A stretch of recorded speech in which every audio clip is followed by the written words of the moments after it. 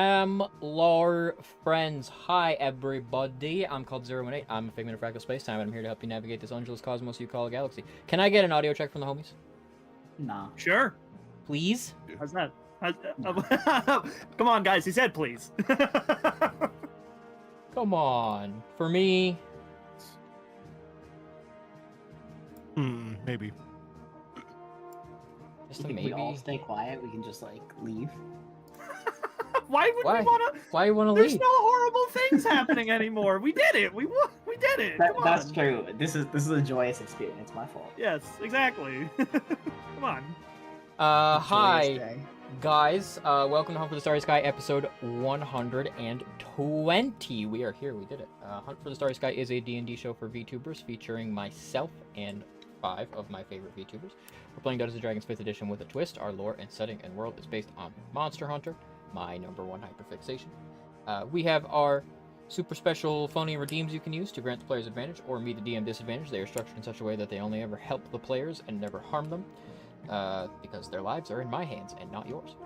You can lend the players your energy for a pittance of points. It does absolutely nothing, but it does let the players know that you're with them in their time of need. We have special emotes by the illustrious Screampuff Art, my favorite VTuber artist. It is Screampuff's art that you see on the slideshow down there below me, and Screampuff did just about all the art for this show. She's amazing. She is incredible. We love Screampuff. The emotes are references to characters and events in the show. They are free to use for channel points, and they're also available in the Discord. Hunt for the Starry Sky has an original soundtrack. It is currently, I have an accurate counting on it right now, it is 20 tracks. And there will be one more. So when it is at 21 tracks, I will be ready to release it fully. But it is mostly, well, about half of it is released already. It's on YouTube, and but eventually it will be in more regular music places. It is by 21 Pylos. He is the GOAT.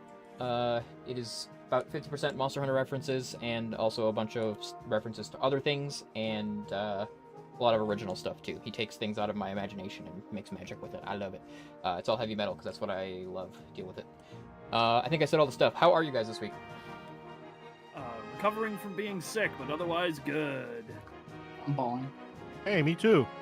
Well, the sick part's not good, but I'm glad you're doing well. Oof. God. Yeah. It's just a bad cold that my family passed around my house like a gift.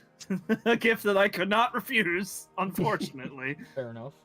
I still have a little bit of a lingering cough, but that's pretty much it. Well, what was going on this week? I played a lot of Pokemon Champions. I love it. Pokemon Champions is goated. What else have I done this week? I don't know. Not a lot. I worked. And I worked on Hunt for the Starry Sky. I have a lot of stuff coming soon for Hunt for the Starry Sky. There's a lot of progress on that stuff made this week. There's a lot more yet to do. Of course, I've made it rather obvious, but we are approaching the conclusion. La conclusion. We're at a stage in the plot now where we're gonna wind down a little bit and play around in the sandbox for a bit while the stuff gets finished. Heenan affectionately referred to this era of the show as the Infinite Tsukuyomi, which is a very funny reference. I don't know if it's quite that, because I would not refer to what we're going to be doing as filler. Not literally in the sense that it's inconsequential to the plot, because it will be, but, you know, I'm not ready to advance the narrative just yet, the main narrative. So, that being said, we do have to advance the narrative. Heenan's not here. Heenan did not let me know she wasn't going to be here, which typically means she will be here. She has to wake up at the crack of dawn, and I am sympathetic to that. So, just like our boy, Daiji Kubo, who I don't think has said any words yet. Hi, Daiji Kubo. How are you doing? EP, I know. I know you're EP, I know. You've gotten some good Tokusatsu news this week. I know you're excited about, which is pretty cool. I like that. Watch the trailer 30th time. 30 times. Oh Jesus! I got Tokusatsu news this week that I'm interested in. The Godzilla trailer came out this week.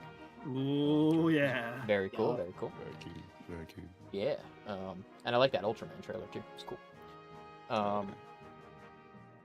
Okay. Well, we're gonna try to proceed, and hopefully we don't trip over any Varnamir flavored plot elements for a while.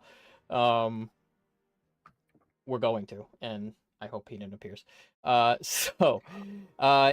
has been a couple of days since you returned from Siki. You've had a little bit of time to recover and rest. Let me give you the Troll Guard. It's like an old friend. It has been, well, it's quickly you felt a lot of relief that you don't have anything looming over you anymore. Chrysanthemum is gone. Hydrangea is gone. Voltura has been returned to the Everstream to regulate the powers of the planet. And the Everstream is kind of back in balance. There's no Elder Dragons presently attacking any major civilizations that you're aware of. But there is also a sense that if there were, it would probably be something a little more run-of-the-mill that this world is equipped to deal with, unlike what has happened in the past. So you're kind of ready to take a breath and relax a little bit. We find the Starry 7 chilling in the Rainbow Wing, just vibing. Akui, Fef, and Otsune are present. Well, you're set loose. You can do whatever you'd like in Soulguard. Oof.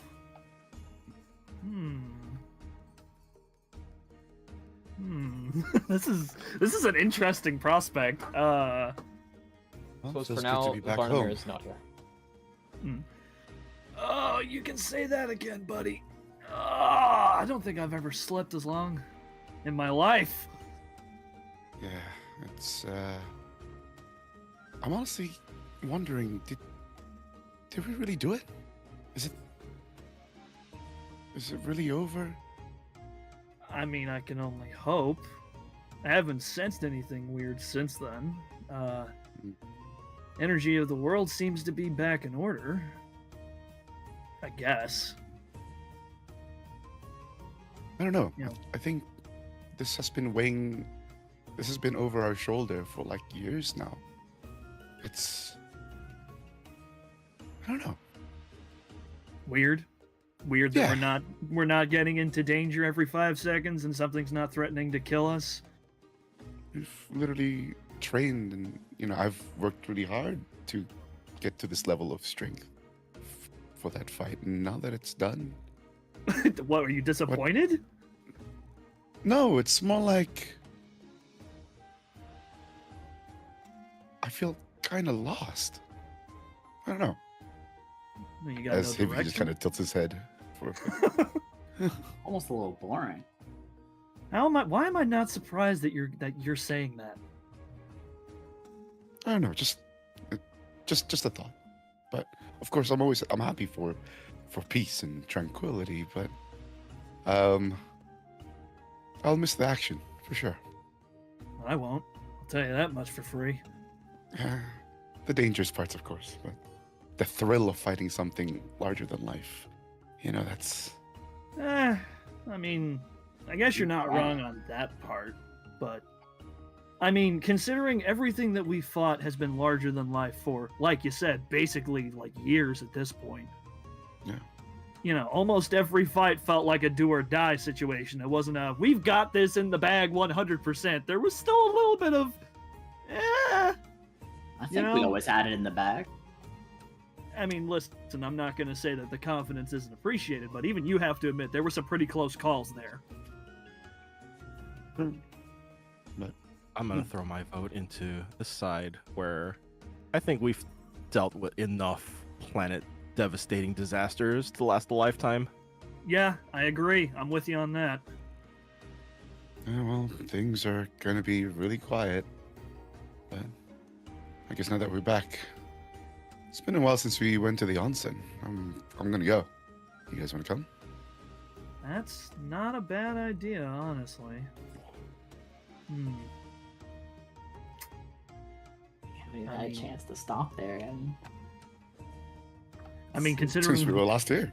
yeah, I mean, we came home, and I'm pretty sure every single one of us just went to bed, and we're like, we're done. Just don't come near us for the next couple of days. Yeah. I Ugh. think we all could use a little bit of relaxing for now. yeah, I won't argue that. I won't say no. Anybody else want to go to the onsen? Otsune like shrugs and stands up where she was sitting beside Akui and yeah, I do. Nice. Anybody else?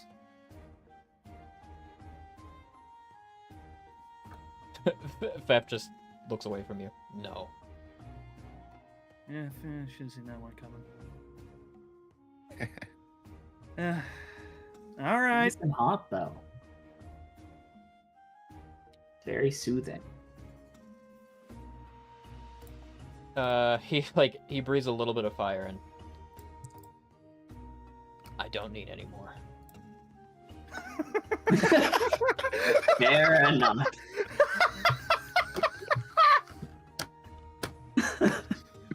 I guess a normal bath to you is an onsen. That is true. Yeah, and for Hibiki, it's like climbing into an ice bath. Which is why I like the onsen, because it does actually warm me up. I mean, It's nice. geez, if you wanted warmed up, I could just, and he like holds out his hands and like lets the fire show up. Like, yeah. Yeah, but it's something different about an onsen. It's that hot air in the hot water that just kind of relaxes the muscles. I mean, it's a little different. Gosh, man, I was kidding. I mean, the insinuation was that I was gonna punch you with fiery fists. Hibiki just blinks. Why would you punch me? It was a joke. I wouldn't actually punch you. Besides, we both know that you'd hit me once and break every rib in my body. Jeez, we defeated all the large monsters, and now you're looking towards me. All right. Oh, You're son the of a largest. gun. You're the largest thing left. Yeah, I mean, you are the biggest one here, to be fair. We gotta fight something, and if we're fighting anyone, I mean, I'm always down for it, but I'm always down for it. I mean, It's listen, gonna be a bit quiet. I don't think I want to fight any of you, to be fair. it was fun that one time. No, Yeah, it was really fun whenever Fluffles walked up to me and then I woke up in a crater on the ground. That was hilarious. yeah, it was. Yeah, it's all fun and games when you're not in the receiving end of it. We've all been in the receiving end of shit. Yeah, I'm pretty sure I've been hit by every single one of you at least once by something. Several times because of you, Hibiki. It just happened. I'm sorry. I'm not Frick forgiving is- you for the drop kick. Okay, that was ridiculous. Brix is gonna let out like a little sad smile.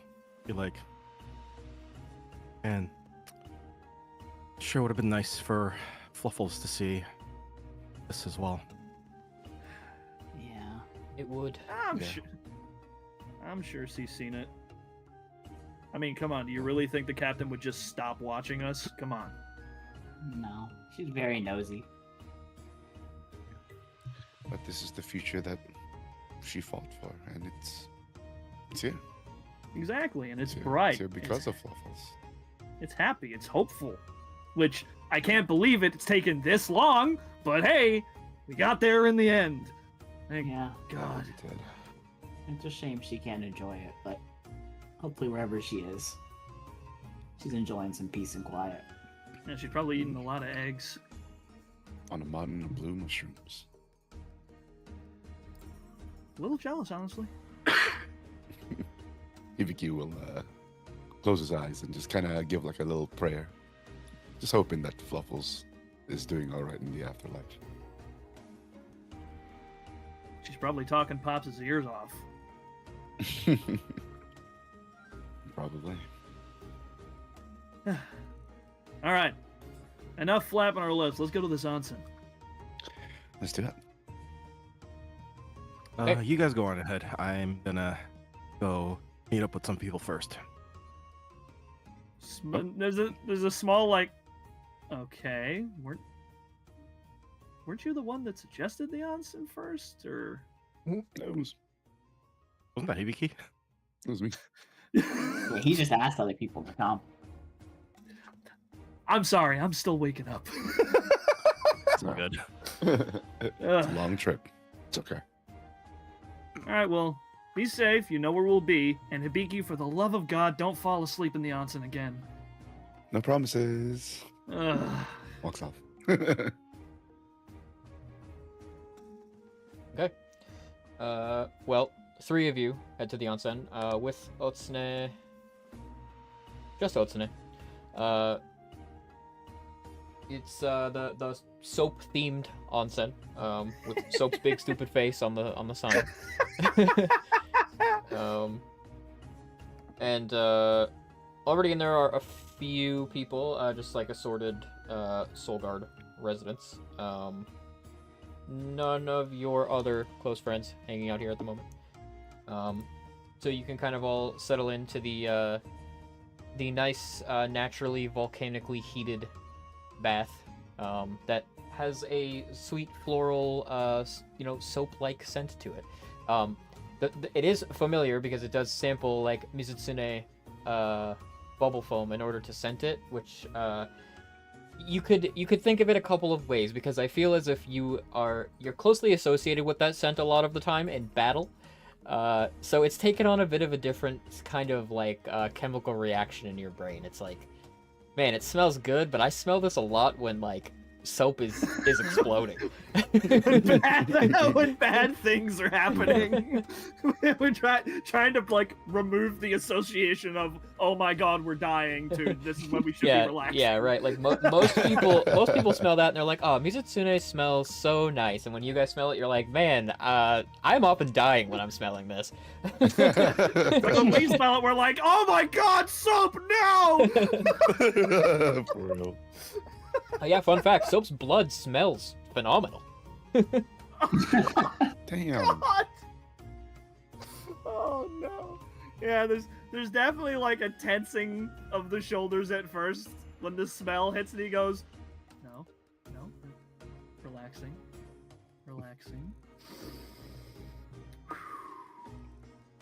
Mr. Pharixis, who are you looking for? Phrixus is gonna head over to the Scriveners. Okay. That is on the upper floor of the guild hall.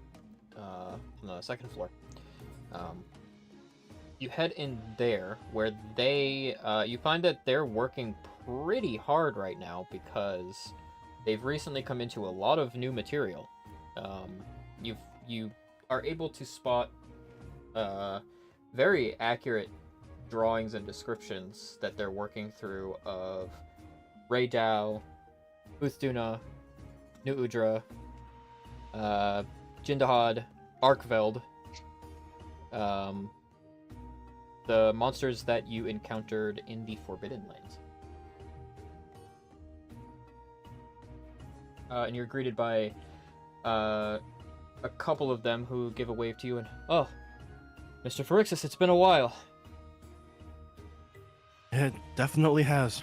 I see you guys are pretty busy here. Yes, you were on this expedition, so we've heard.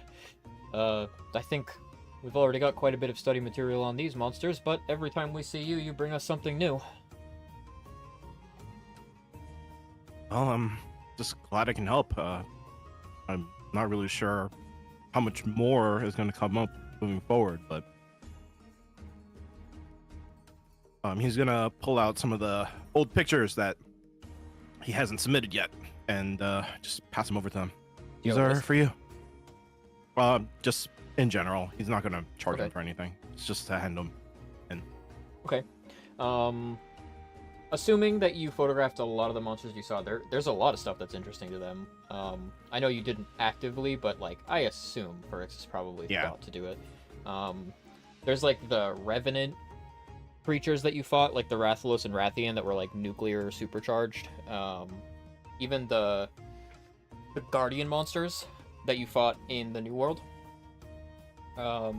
Although I'm gonna say you maybe captured like 2 out of the 4 that you fought on film That's fair, yeah. because after you killed them, they like turned to dust immediately. Yeah. And even like Safi Jiva, and Diaval. Did you ever photograph Diaval? Diaval's bones, maybe. I think Diaval left a skeleton behind. Yes. Which is great. They're happy to have a lot of those things. Some of those things even belong on the restricted list. So they consider that and ask you to even tell them a bit of the story of some of these monsters, so they can properly like power scale them, and categorize them. And also, I would say by now you have a lot of Gormagala material to give them. You guys have encountered more Gormagala than anybody else on the planet. And know a lot about its life cycle that has never been documented before. So that's great. They are very grateful to you, but one of them comments, you said you're not sure going forward. Does this mean that you're retiring? I don't know about retiring, but I think I've had enough of some world-ending disasters. Well, I think we all have. Hopefully there aren't any more. But I'd feel safer believing that you'd respond if there were. Of course. For anything new that comes up, I'll be there. For the time being, I'm just hoping for a little bit of peace and quiet, you know? It's all we can ever hope for. But thank you for these materials. Our library is filled out better than it ever was before the attack 4 years ago, so it's nice. And with your help, we may have one of the best libraries in the world. I'm glad to help. I just hope, I didn't put too much more work on your plate. Then he kind of points at everyone else just kind of running around with everything that's going on in here. This is the work that we love to do.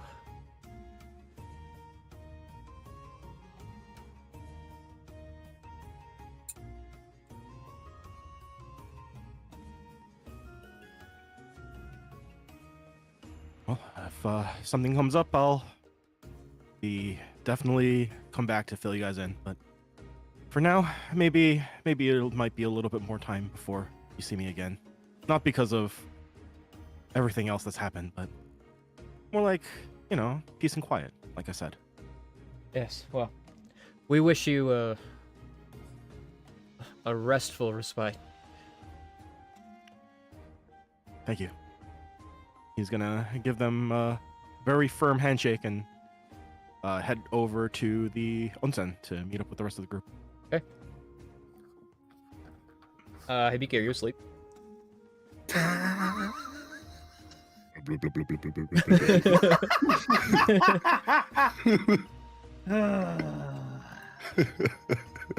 Every damn time. Otsune is not actually in the water. She's just like chilling on the heated rocks, drinking. Heated rocks. Oh. This place really soothes the muscles. Yeah.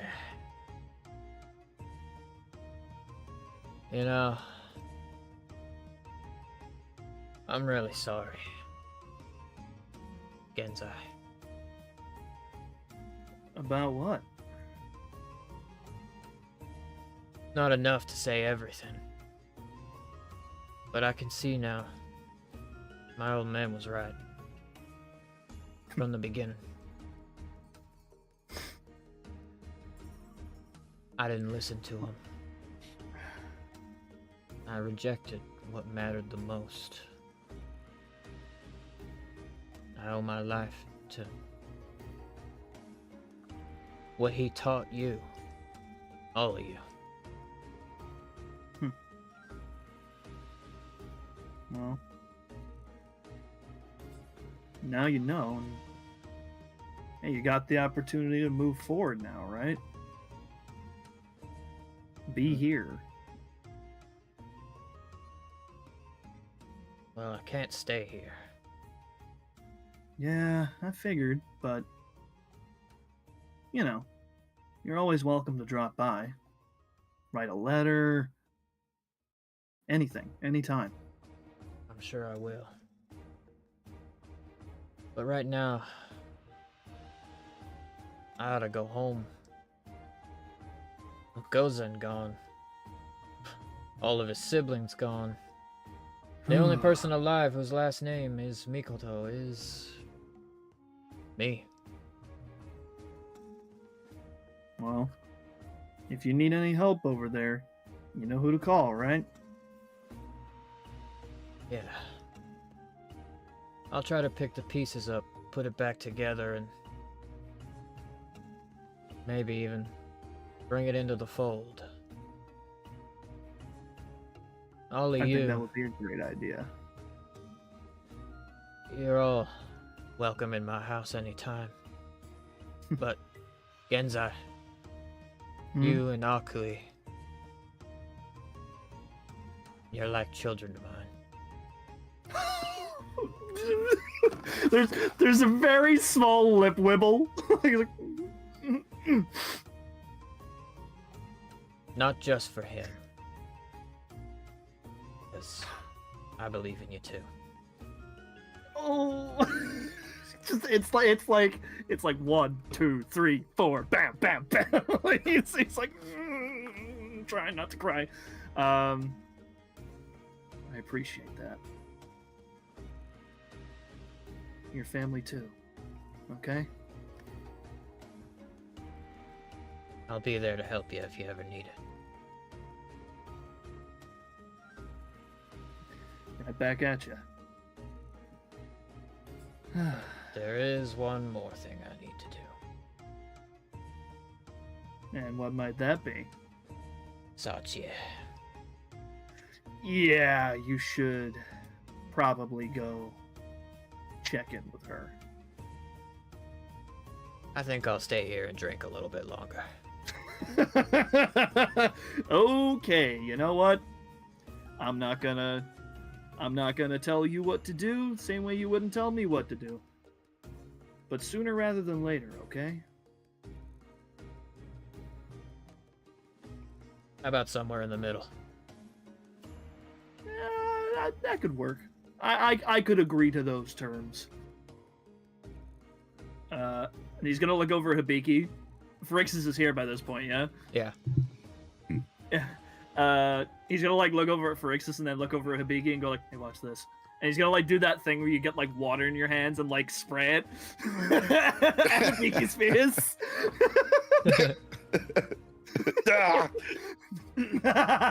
What'd you do that for? Come on, man. Because I you was were in deep asleep. thought. Because you were asleep again. I was not sleeping. I was thinking. About what? You know, things. Uh-huh. When he kind of says Deep that, in he's thought. kind of looking. His eyes dart towards Genzai, Claw, Otsune, just kind of nervously. But Hibiki then just kind of goes, something for another time. But just knock it off, man. But the smile quickly fades. He goes, "Oh, jeez, man. I genuinely thought you were asleep. Are you okay?" No. It's nothing like that. It's just I'd rather not talk about it when there's a lot of people. But you know, for later. Okay. All right. Body starts sinking back into the water. Beep.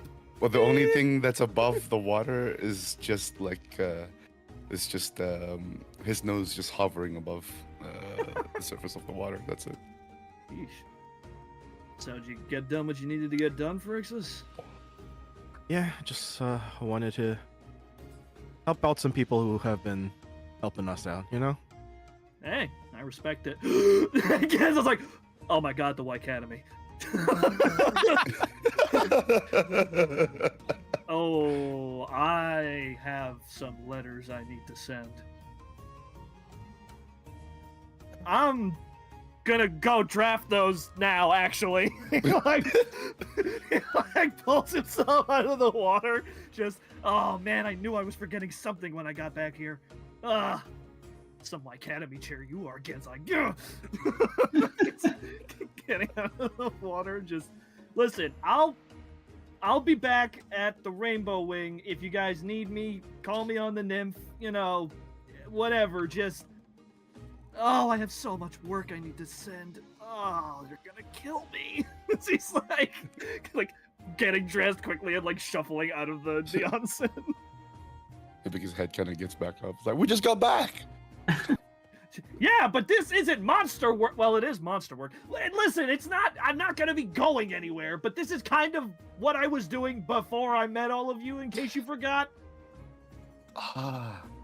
He pulls out the rainbow quill. You know the thing that I got a title for?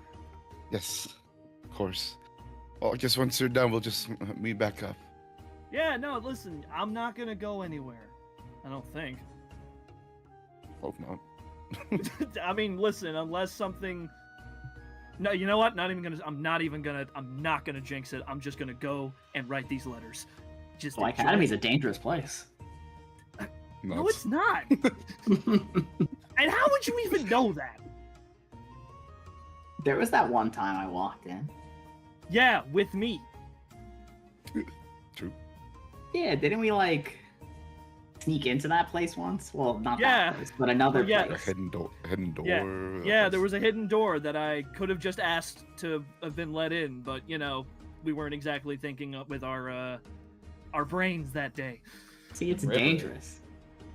Yeah, River, yeah. Something that I will hold against myself for the rest of my life, no doubt. But still, look, you guys know where to find me. And he's gonna shuffle off towards his room, start drafting a lot of documents to send to the White Academy. All right. Well, I've got some business to attend to, so I'll be leaving too. What kind of business do you have? Business. Wow. Well, that's the captain, I suppose. A lot of responsibilities. That's important captain business. You wouldn't get it. Must be nice. Well, stay safe out there, Captain. Well, speaking of Captain, Brooks is gonna look at Hibiki and be like, it's probably a good idea to go talk to Guild Knight HQ about, you know, everything that's happened as well. Captain. Right. Yeah. I should probably do that. I just want to relax for a bit. Okay. I guess we well, can do that after. No rest everybody for has the their wicked. ideas about what to do. Vardamir. Hi, Vardamir. Are you here? Uh-oh. Do I have a Vardamir? Where's our Barnamir Varney? dies. Varnamir found dead in a ditch. He's still on the ship. Wait! I left him back in Siki!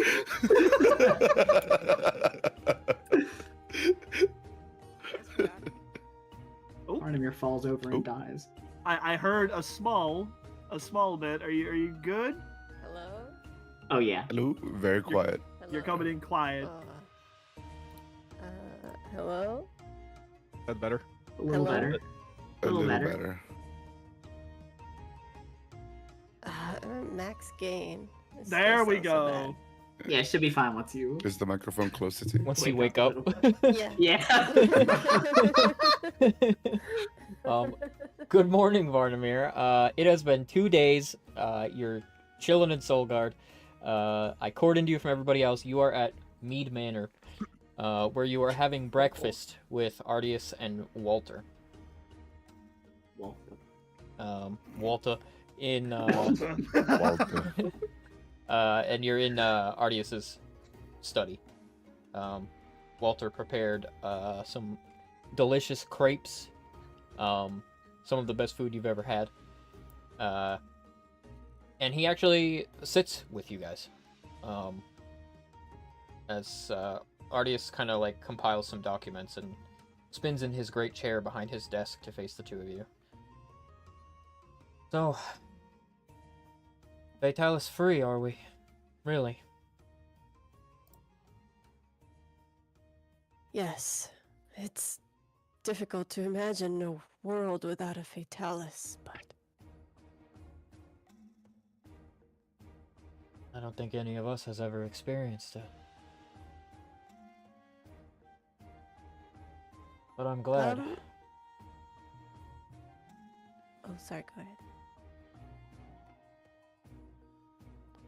Well, I think it's fair to say that everyone was a little nervous about bringing you on board. But I suppose now it's undeniable. Without you, the world never would have found peace amidst those monsters.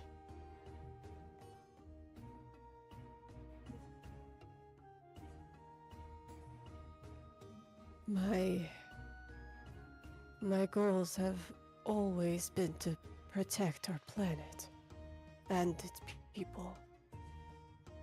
You may need to turn your gain down because you are peaking a little bit. Oh. You're quiet, but you're peaking. She. Okay. Do I need to turn you up? Hello? Hey, you're at max volume. I you're just so I quiet. got you like at max. Yeah. It's up to my mouth. The microphone. What about on your Discord sound settings? Is your input Your all the voice way and up, video, or- like, is your microphone volume low? Yeah, it's max. What? Wow, what? Wow. I can hear you decently well now. Yeah. Better than when you first Hello? showed up. Yeah, this is fine. Okay.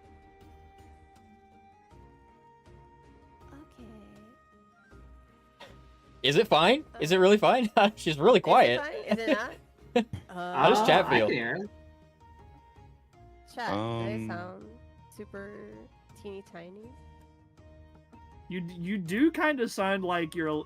It's like the best way I can describe it is, like the microphone is close to your mouth, right? But you kind of Yeah. sound like you're over here. If that translates at all, I don't know. Well, I mean, like, Pump sounded better than Oh God! Maybe disconnecting and reconnecting.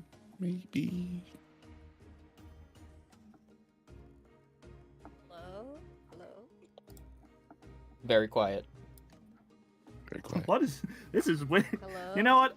One person has to have audio issues, I suppose. I have you at 200%, and you said your Yeah. mic volume is maxed. How on earth is this possible?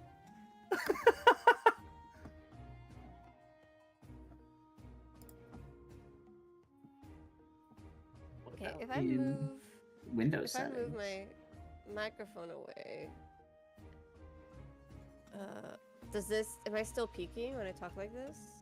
No, No. but you are still quiet. Okay. I think that sounds a little bit louder. Maybe. Man.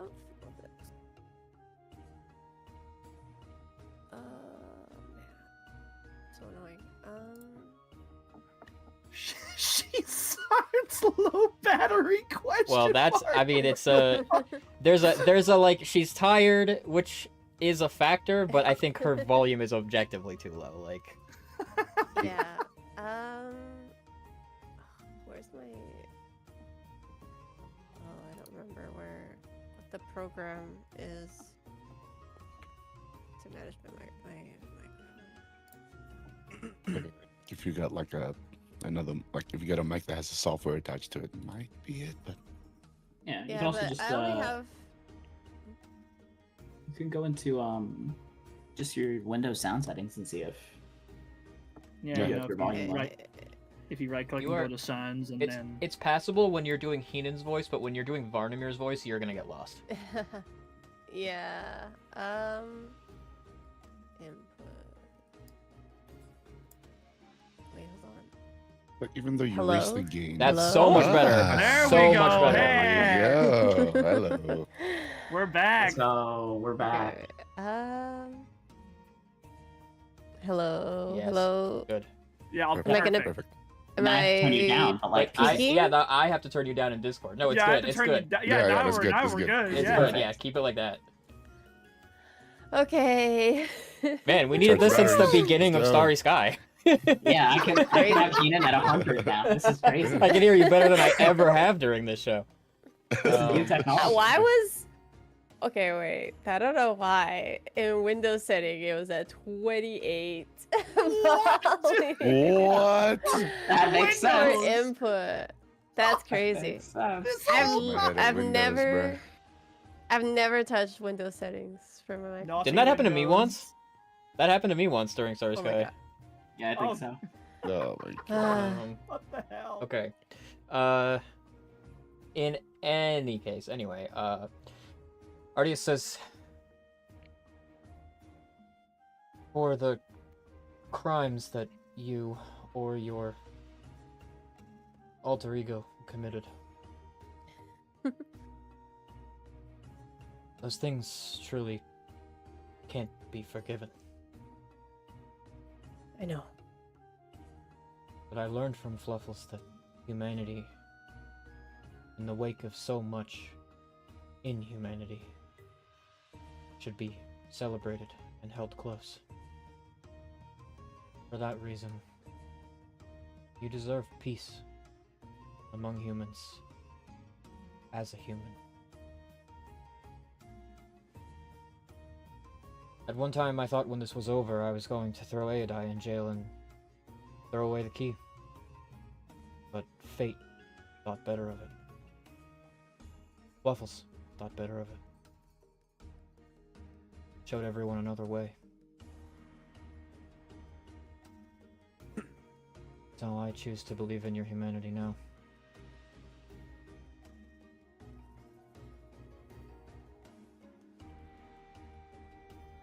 He'll look down at his paws.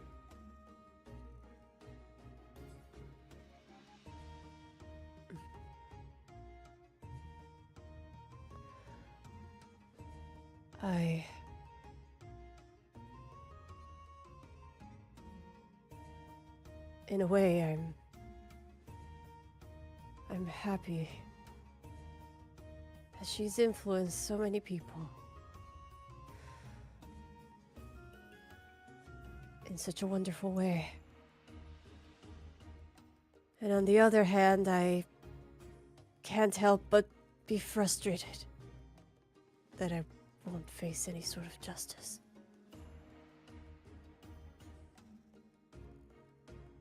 You will. Or rather, you do.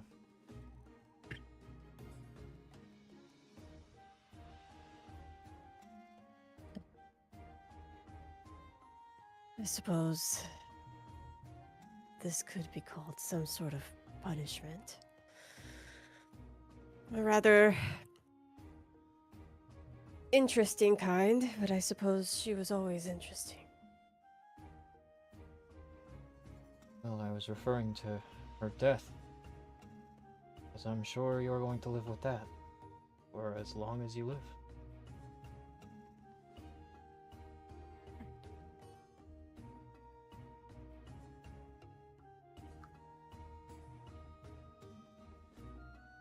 But you destroyed Miraborius.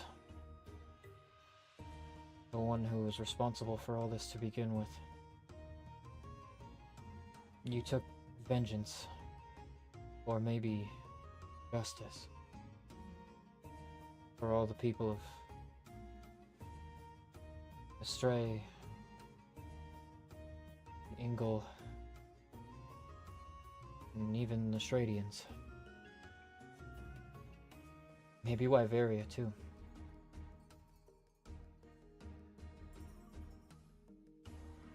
Perhaps in a way, some of it was unleashed by you. But I've known you a while now, and I don't think that the man who did those things meant to do those things.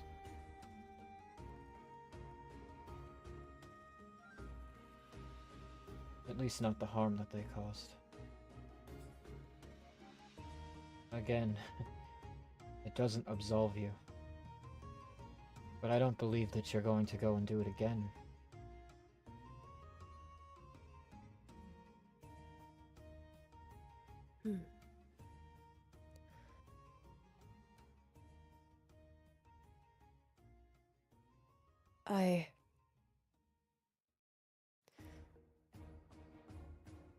I'm eager to see what the rest of the journey will look like. And he'll think for a moment and kind of internally talk himself out of saying something. I appreciate everything you've done. Not just for me, but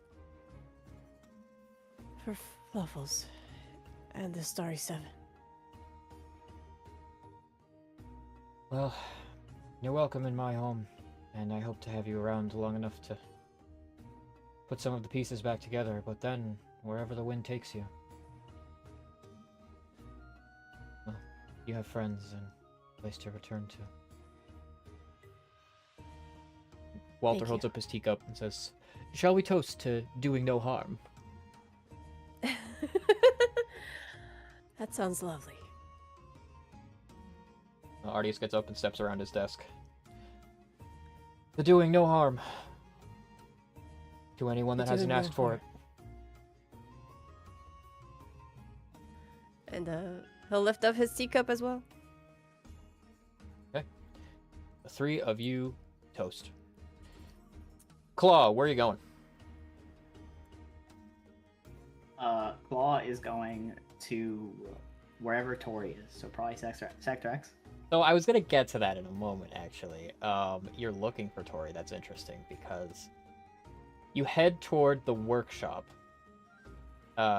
where Sector X's office is, and when you get rather close, not just you, but everybody in town feels this heavy thud, like a single footstep hitting the ground across the entire city, as some kind of missile is launched from within the workshop, from like a cannon of sorts, straight up into the air, pierces the clouds, and vanishes. It just goes up vertically and doesn't stop. Cat is gonna go on the nymph. Did anyone else just feel that? I'm sure it's fine. I heard that too. What Here. was that? I'll check out what it is. Don't worry. Okay. When you head Claw's going to inside, go into the workshop. many of the workshop artificers are celebrating, and then like probably equal measure of them, like half of them, look like nervous. Tori is literally flying around the workshop on a device that she built that looks very similar to Pharixus's wings, except there's like turbines in place of the wings. And maybe you might recall that a long time ago, Tori like sketched and studied Pharixus's wings because she wanted to do this.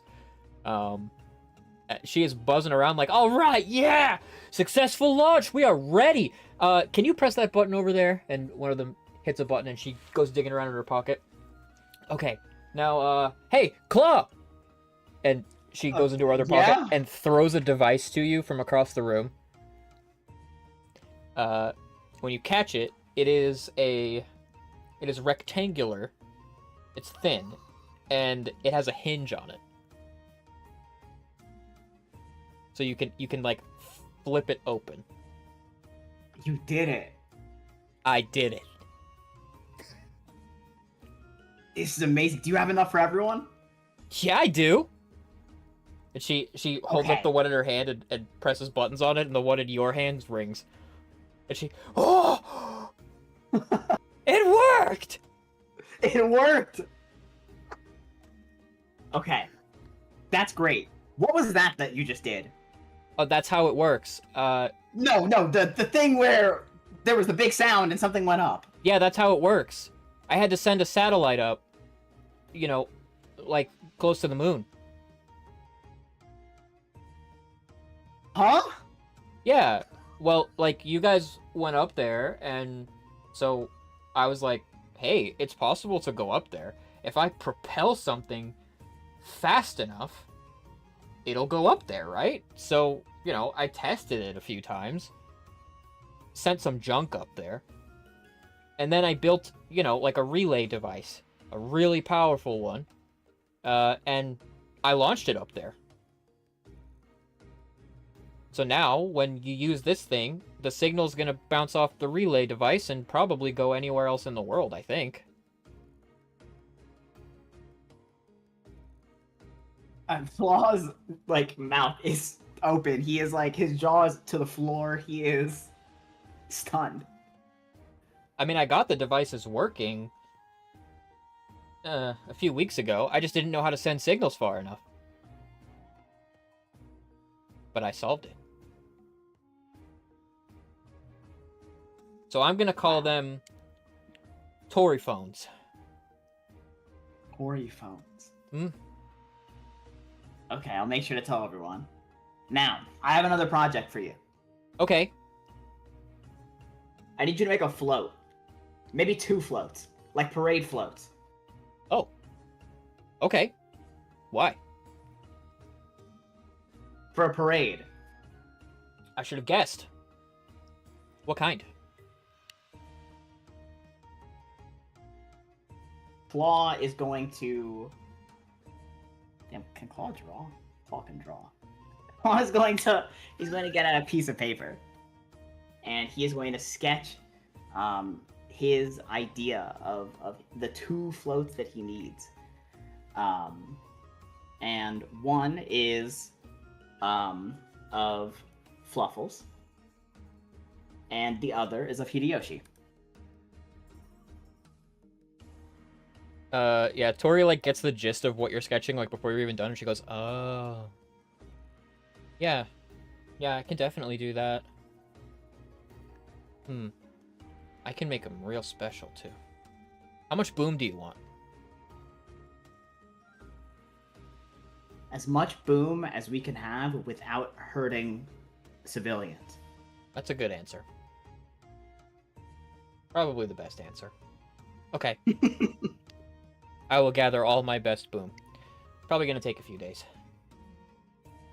Alright, I have to work some stuff out with other people, but we're gonna make it happen. I'm on it. Alright. And then Claw is going to call everyone the nymph. Okay, everyone, we need to meet somewhere. I have to give you guys something. Oh yeah, she gives you like a pouch with a bunch of phones in it.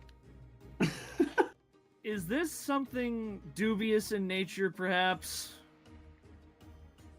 Wouldn't call it dubious. It came from Tori, Is it so. related? Is it gonna I was just about to explode? ask. Is it going to explode? Is it related to One that second. explosion we just heard? Claw's gonna turn around. Did they explode? Yes, but only. So I put in a contingency for, you know, in case something like really bad happens, and by that I mean this disgusting phenomenon that is known as brain rot. If you press the 6 button and then the 7 button too fast, it may explode. Right. And Claw's gonna get back in the nymph. Okay, it does explode, but only if you're dumb. What? You know, I feel that explains. The first So explosion. watch out, you guys. It could be rough. When he says the first explosion, his eyebrow just raises. But then when he says dumb, it raises even more. Like, what do you mean? It is amazing how you explained everything and nothing at the same time. You know what? I'm gonna veto and say Tori says just kidding, so you don't have to explain that to them, and that does not become a canon thing we have to talk about because I don't want to talk about it again. Like Chungus. Like Chungus. No, Chungus is canon. Chungus is canon, but I do not want to turn that into Absolute a thing that canon. we say. Well, you aren't ready for us to beat the final boss by pressing 6-7 on the phone? Nope. No, I'm good. I'm good. I'm good. I don't ever want to talk about it again. It was a joke. It was a joke. It was a joke. Everyone together. We all walk in at that exact moment, bro. We know what to Oh my god. Alright, well, why doesn't everybody just come back to the Rainbow Wing? That's where we usually all hang out anyway. Sure. Plus, I think So I'm you pretty for much dinner? done with these letters. I think. do. Or lunch. All right, everyone meet me there. Genza, you're there. Flower's there too, and she says, Genzai, Yeah, what's up? can you call Varnamir too? Oh, yeah, sure. One sec. Hey, Varney. Yes. Can you come back to the Rainbow Wing? All right. I'll be there soon. Cool. See you soon. And then he like glances back with a smile, like, yeah, he's on his way. Everything all right? Well, actually, I wanted to... I think he should move in here. In the Rainbow Wing? I mean, yeah, I don't see why not. I mean, after everything we've been through. I think he's like family too, and it's not very nice of us to make him live somewhere else. I couldn't agree more. He signs the letter, like kind of like folds them up. All right, well, whenever he gets here, we can ask him to move in. All right? Okay. You know, he like gives her a small shoulder squeeze. Just good idea, by the way. I knew you'd be okay with it. I mean, duh. And he did kind of help save the world. It's the least we could do, right? And he helped you.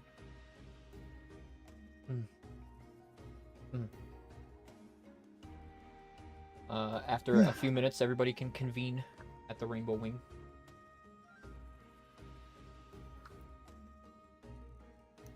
All right, Claw, what is this thing you've got for us? Well, he goes into the bag and pulls it out and then flips it open.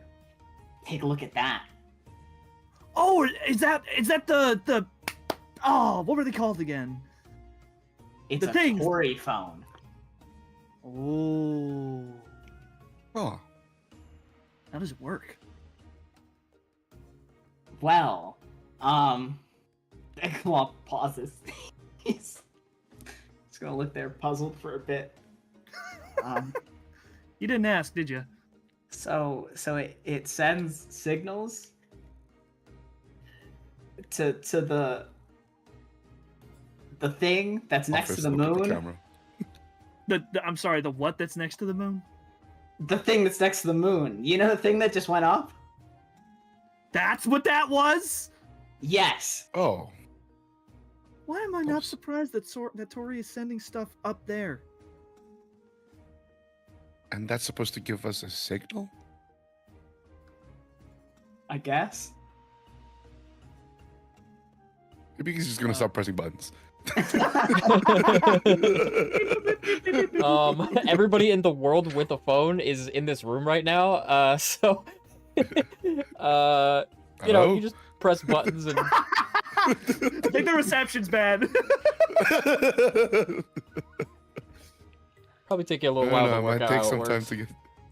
Yeah, it might take some time to get used to, but I'll keep it with me. Okay, so it says to input a number, but I don't know anyone's number. How are we supposed to figure that out? The pouch that was given to Claw has like a like a list, like sticky note, Oh, but it doesn't designate which phone is which number, so you have to work it out by just calling them one at a time. All right, so that one's yours, and this one's okay. I think this one's mine. that one's me again. Who keeps calling my number? I thought we discussed this. This one's mine. It's like Akui just pranking Alright. you. Akui! I'll take this one. It's a lot of the similar numbers, easy to remember. I like this one. 632146. I like that one. That's a good number. It's Tyrant Rave. Yes, it is.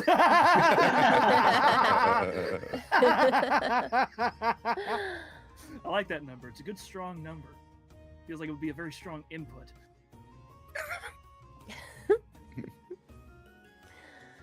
I don't know if I want one of these. I feel like What do you mean? It's easy contact at all times.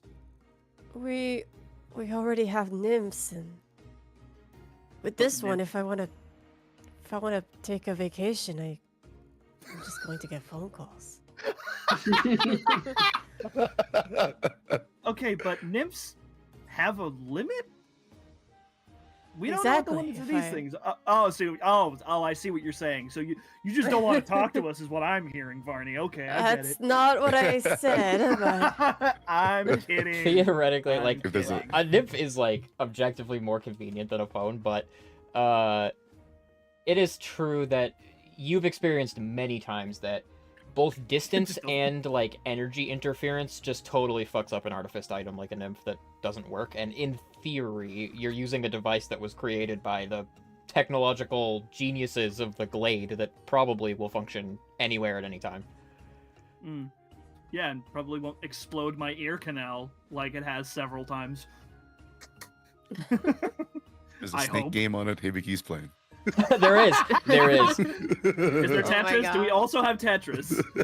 It's called Dalamdur. Just without the Oh, in the middle. sweet. Dalamdur. Down there. What? Oh, that's cute. Well, Need the little the, energy the things. nymphs can't do this. There is Tetris, but it's called Fatalis. Oh god. I'm probably not gonna. click Fataltris. that one. Fataltris. Oh, that's good. That's good. Oh, right. Hey, Varnamir. Hmm? Do you want to stay here in the Rainbow Wing? Well, he'll look kind of shocked.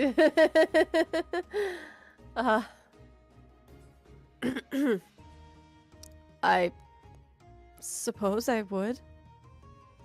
I mean, it'd save you having to go off to Mead Manor all the time, and plus, you'd be here with us. You belong here. Mm-hmm. Yeah, only makes sense. He like crosses his arms, furrows his brow, is trying very hard to remain neutral. Ears are like. Whip, whip, whip, whip, whip. his tail is curling up. But where would I stay? In my room. Well, me and Fluffle's room.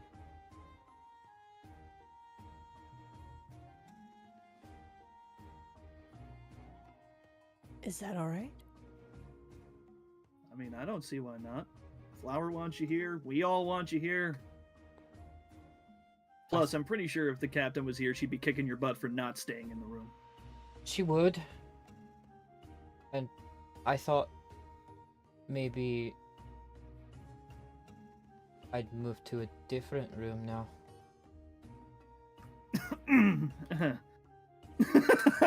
Rubbing the back of his neck. Well, all right then.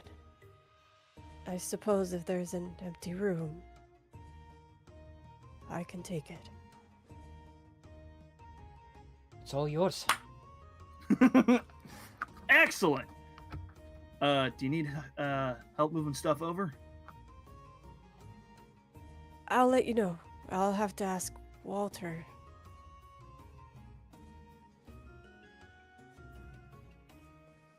All right. Oh shoot, the letters. Is there one of those cahoots around? You have to go to the guild hall. All right, I still gotta report to the guild knights anyway, so we can walk out. Yeah, fine by me. I have some business there too, so I'll join you. All right. Great. Just let us know if you need us to move anything, Varney. All right. When did you all start calling me Varney? Well, I mean, I heard Hibiki call you it, and I don't know. It kind of sticks. It's more like a heat in the heat of the moment, you know, the heat of battle, you know. Plus, it's easier. All right. mean, everybody- I mean, I don't mind. I just surprised. I mean, everybody calls me Gen for short. Proof that you're just part of the family now. Mhm. Get a nickname. He'll he'll rub his nose. Guy's gonna like lean over to Hibiki, just like, I think I'm working out his tells. Yeah, I'm feeling the same. Yeah, I'm feeling the same. yeah. He's trying to put on that. That's quite agreeable, but he's not I doing just- a good job. I sense a tinge of gratitude. Yeah. And Hibiki will kind of just like, well, if you do need some things to be moved, I'm more than happy to help. Thank you. I really appreciate it. Anytime. Don't worry about it. All right, fellas. Let's get a move on, shall we? We got reporting to do. Okay. You head over to Guild Knights HQ. It's actually the Slowguardian Alliance HQ. I'm a tiny bit confused about what you want to report to them because Ardius is their boss and he knows everything already. Oh, Ardius is the boss? Well, yes. he's the governor of the city, and he's a Oh, I former forgot guild knight. about that. And so he's their they like report to him. He's the highest. I mean, I suppose Arkham is like the direct boss there. He's the highest ranking knight, but he reports directly to Ardius. Okay. Where's Ardius? At Mead Manor. At his house. Claw walks into Guild Knight HQ and he's like, wait. I need to talk to Ardius. I'm turning him around. Wait, about what? Important business. Let me guess, captain stuff. Captain business. All right.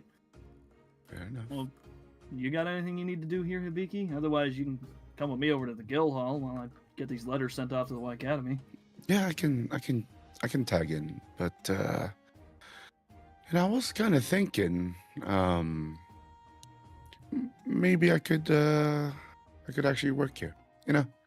So I might actually Really? talk to Ardius later on, seeing if I could like take a position in, more of a mentorship, teaching, kind of Wow. like what your pops did. I think that would be really cool. It's okay. Hey, man. No, it's fine. You may have passed, but he lives in all of us. No, it's true. It's true. I'm just, I'm proud of you. That's all it is. I'm okay. So, I suppose it's been a while since we talked about this, and chat's asking, so I'm gonna just do a small recap of what's going on with the Guild Knights. So Fluffles was a Guild Knight. Fluffles was recruited to the Guild Knights a long time ago, and she befriended Ardius Mead, who was a a guild knight slightly higher ranking than she was. He was like a scout. There was some internal corruption going on within the guild knights where Aodai had infiltrated and pretended to be a guild knight and kidnapped the admiral, the head of the guild knights. After some questing, we recovered him. Artius went on a bit of a journey of self-discovery and returned, and there was much calamity going on in the world at that time, which caused the foundation of the guild knights to really shatter and split and break up. And when we put the pieces back together, we had kind of reunited Solgard with the greater government of the country, that being Shrade. And rather than reforming the guild knights, they reformed into the Solgardian Alliance, which is basically almost every country in Shrade at this stage. Or rather, every city that is like a small nation, like a city-state in the nation. Artius was made governor of Solgard because he was, he is the, he's a billionaire. He's the richest man in the city. But also very experienced and very politically minded. So he was right for the job. The Admiral, Arkham, is still in charge of the Guild Knights, but Artius is now governor of the city. So Fluffles was a Guild Knight, but nobody else on the team ever was at any point. And no, I did not use the lore that the Guild Knights are what hunters fear. No, they're cops. They're the police. So sometimes maybe we fear them, but we also had one on our team for a long time, so we never really were at odds with them. An authoritative body. Yeah. We helped them out a lot. So Genzai, you head up to the guild hall, to Guild HQ, to send off some letters via Kahoot. You quickly receive a couple of responses sent to you magically. They're kind of like automated responses. What did you send to them? So he probably gave a note of like all of the monsters that they had encountered, like kind of like, how they looked, how they acted, like their abilities, things like that.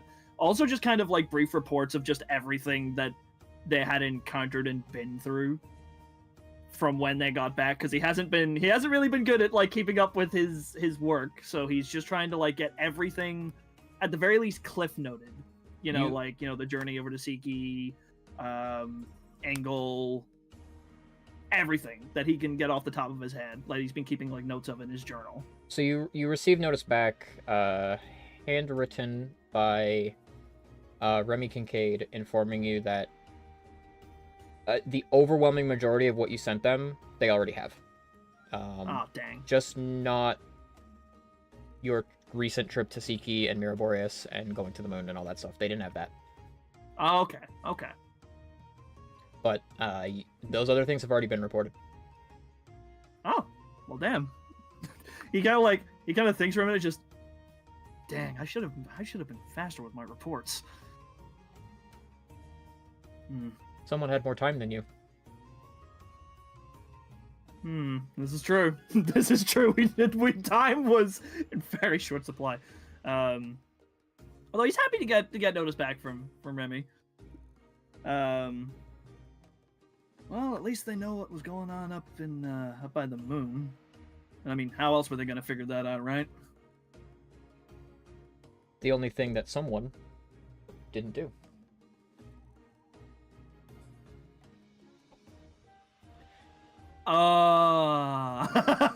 He thinks for a minute, just wait a minute.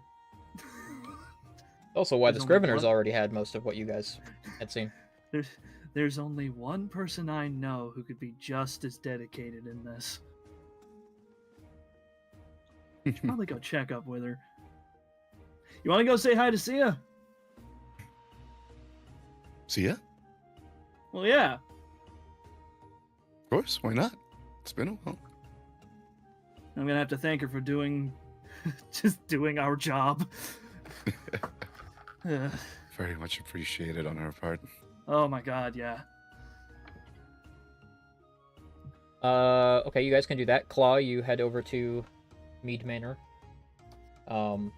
Walter meets you at the doors and says, "Oh, Mr. Claw, we weren't expecting you, but you're always welcome. Come on in. I need to talk to Ardius. I'm sure that you do. Here. And he leads you up the stairs into Ardius' study. And says, I'll fetch you some refreshments. Thank you. And he leaves, and Ardius turns in his big old chair. Hello. Good to see you. Actually, I Good have to see something you. for you. You do? Yes. He goes into his desk and pulls out a folder and flips through some paperwork, and there's someone in town that wants to see you. Was looking for you while you were away. I took the request. Hey, where are they? Well, they've got, well, it's a bit hard to explain. Actually, you might know better than me. It's, Fat Cat. The head of the local feline guild. Oh. Well, I guess I'll check in there after this. What can I do for you? So you're like the governor, right? I am. You can make holidays, right? Yes. Okay, I need a holiday.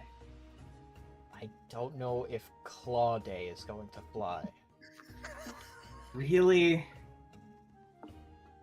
Do I have to make another Fatalis and kill that one? I don't... Maybe, It's okay, I was joking.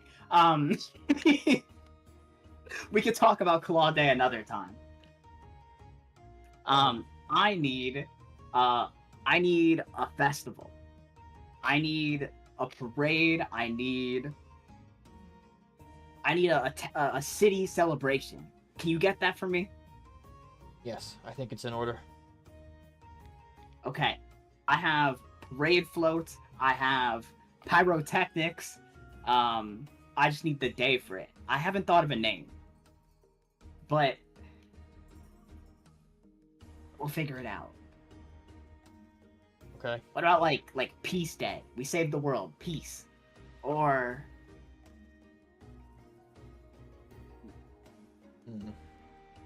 I'll have to workshop it.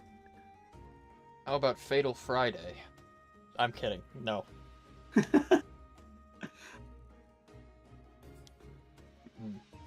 Yeah. Workshop it.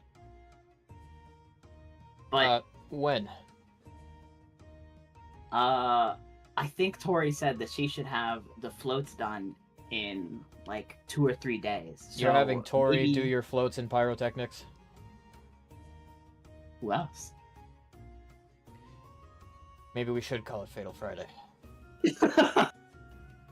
It'll be fine. I told her to make them as cool as she could make them without injuring civilians. Okay. As much as she likes things exploding, she doesn't like hurting people. I'm kidding. She doesn't like hurting random people.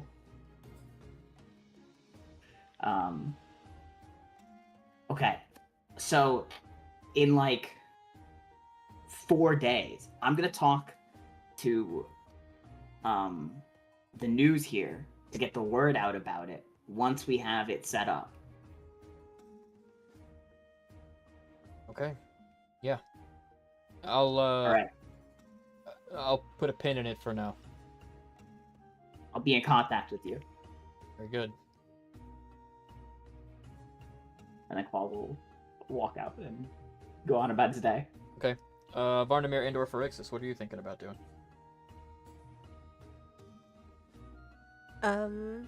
Varney's going to go. So he's gonna go see his brother. Okay. Vine, you would find he'll actually be at Claws. He's like in the back of the tavern by himself, like sipping coffee and reading a newspaper. Okay. Did we just get here, or like have 2 days. I had time to? A few days. Okay. Just hand wave it. You haven't talked to him. Well, I Okay, suppose okay. you've come home and said hello to him, and then went Yeah, and yeah. rested. All right. Varnamir will walk up to his table and take a seat without saying anything. He's just gonna kind of stare at him. Brother.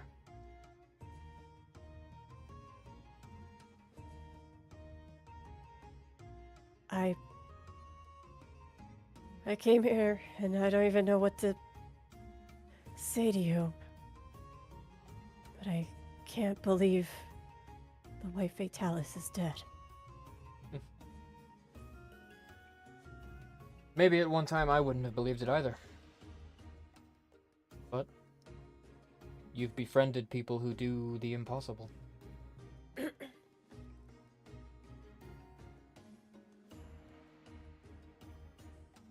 At one time, we thought the White Fatalis was perhaps a friend to us.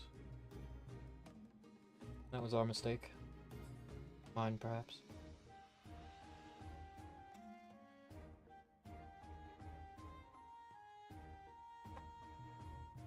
Well, I did worship the White Fatalis, so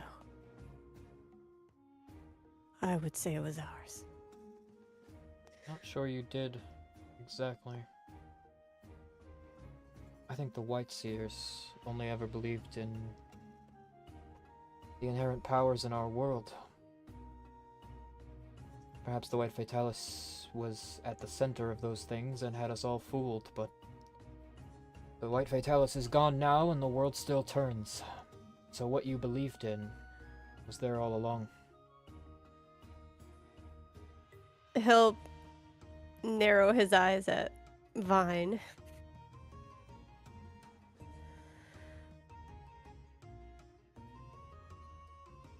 Fine. Does this offend you? No. It's... There are things we need to discuss about Innis for the world to keep turning. Illis. Ellis, sorry. Innis is a different character. Yeah, my bad. He closes up his newspaper. Since you've been gone, the governor of this town has helped me get in touch with Anemone Lysanth of Riveru, the viceroy of Mindgard, His Immenseness at Dundorma, and tomorrow I meet with Rayanthe Ulfir of Merchta.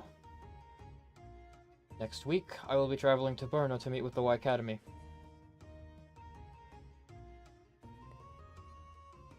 I should have expected an apocalypse to not even be on your radar. I simply chose to believe there would be no apocalypse. What was I to do? Stay here and cower? I suppose it's never been your way. Many did that during Her Majesty's time. And that's how we wound up in this predicament.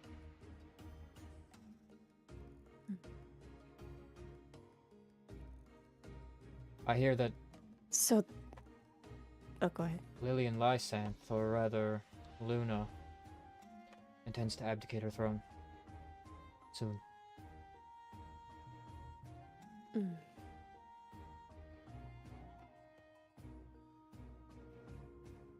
Is the princess aware or She is. comfortable with all of this?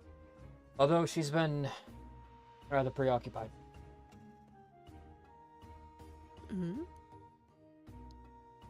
Assessing her abilities. Ah, right. I need to check on her. Well, she's been spending her days with the Lily Conclave. Oh, I suppose they would be a good fit. Not a topic I know very much about, but I was sure that you would be better suited to that path she must walk. Well, if you've set this great plan in motion, I imagine I'll be returning to my former duties before long. That is up to you.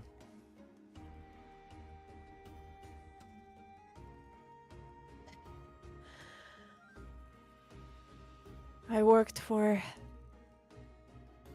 thousands of years to save humanity, but it was also to save the two of you. I'll see it through to the end, until the princess can stand on her own. I'll be glad to have your wisdom on board. But if there is anyone deserving of rest, retirement even, I don't think anyone would fault you for it. I took a 1,000-year break. Is that what we're calling it? I'd rather not think of it any other way.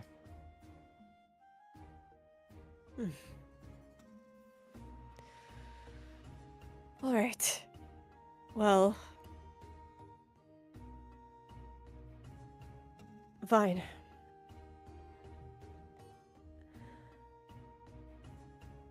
I couldn't be happier to have you here. In a world without the White Fatalis.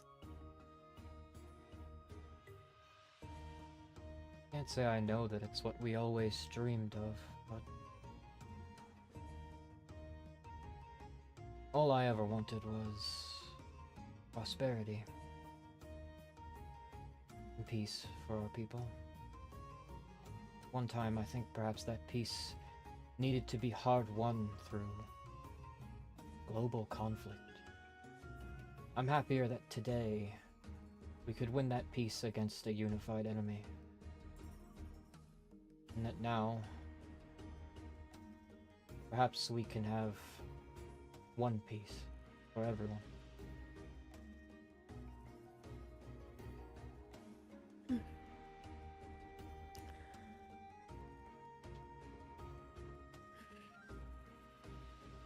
I feel so selfish hearing that.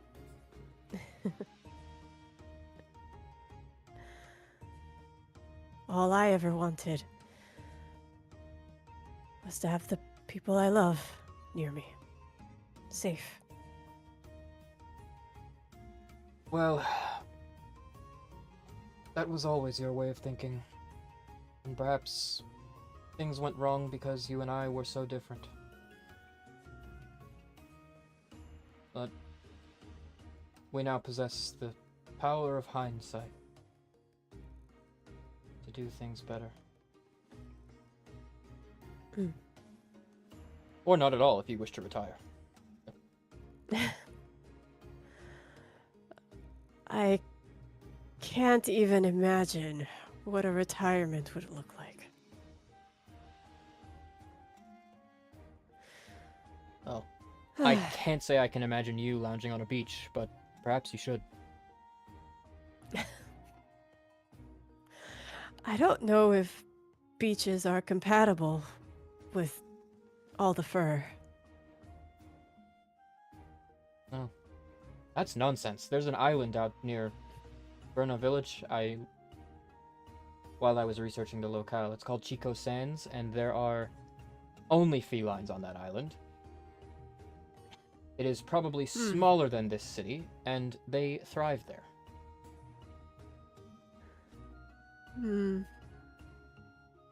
I guess I'll have to put it to the test then.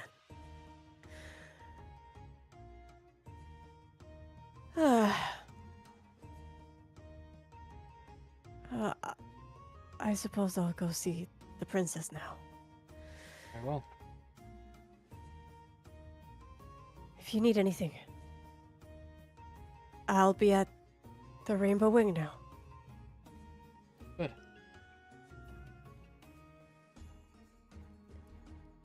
And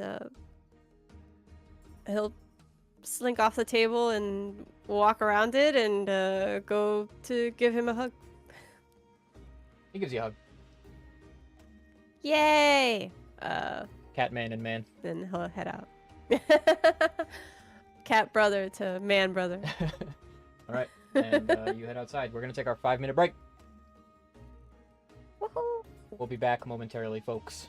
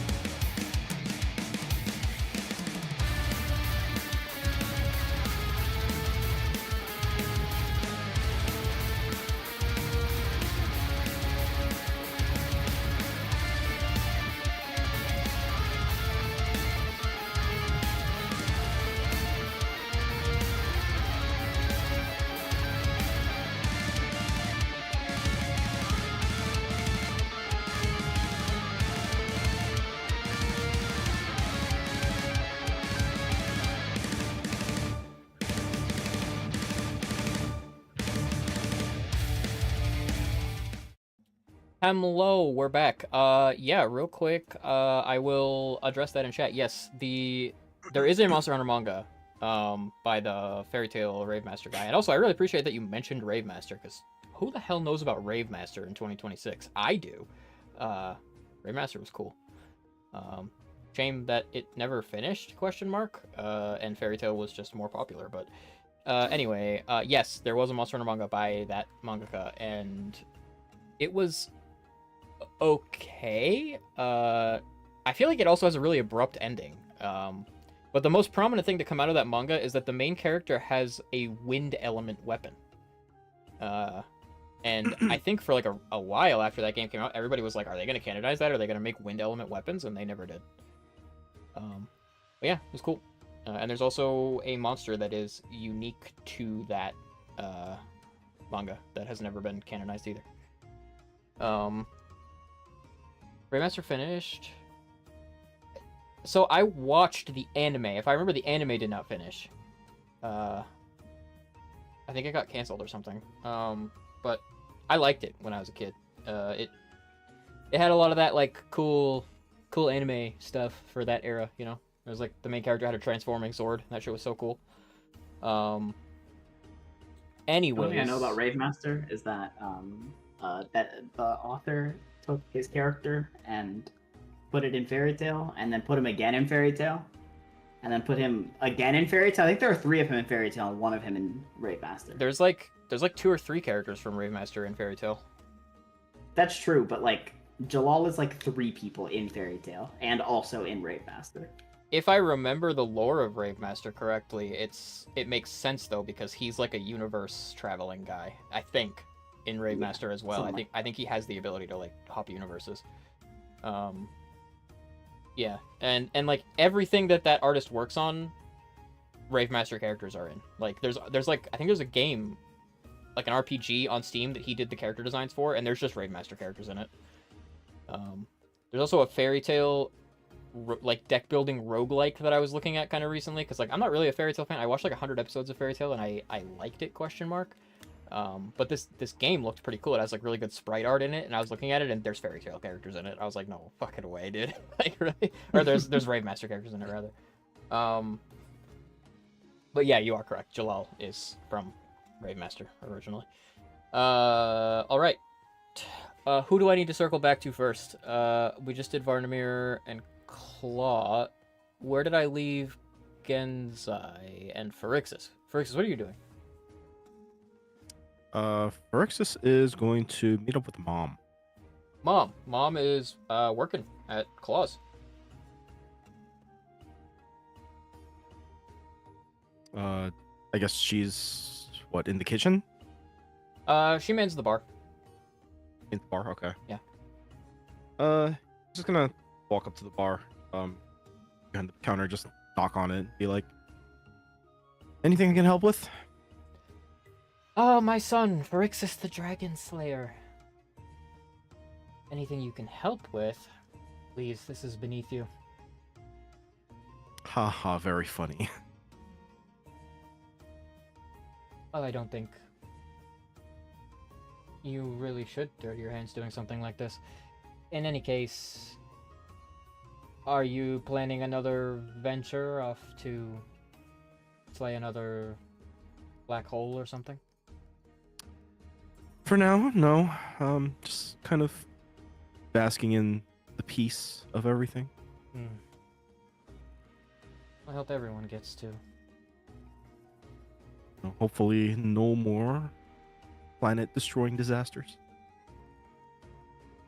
That would be nice. Maybe we could all finally just be people. By now, you're like #1 in the world, so you must be like, you know, well off enough to retire. Maybe find yourself a, you know.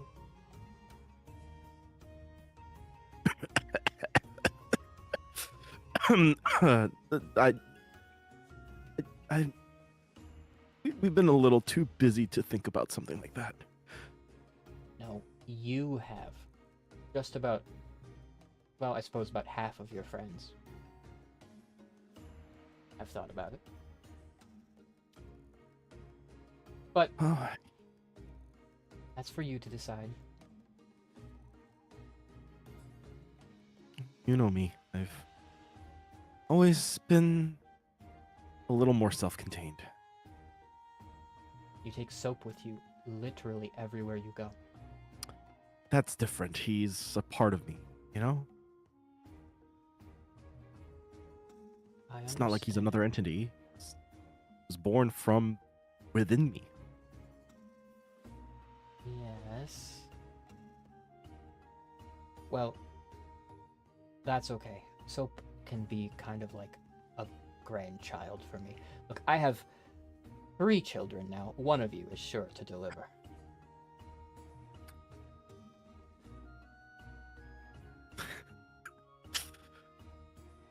Well,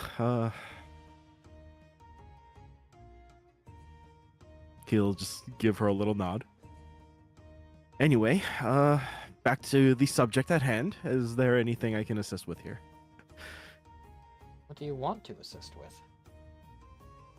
I don't know, something more ordinary. No, I just want to experience being a normal person for once and not having to go out and explode a star, you know? Smash cut to her pointing at the full garbage can to you.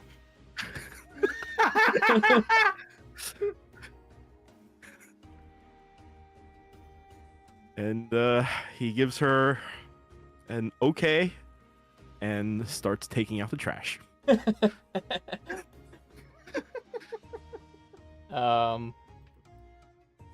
You do that, and when you return, Luna is there, speaking with your mom, and, Amarin, Heiki's sister. You kind of, like, come back in, looking, like, a little worn out, and, like, Luna looks over at you and, your mom really put you to work, huh? Yeah, but I mean, I guess I did ask for it. You know, I guess it's okay if you want to do something kind of normal, but, well, I'm not really one to talk. I'd kind of rather be here than places that I'm usually called to as well. I mean, during the downtime and all, you know?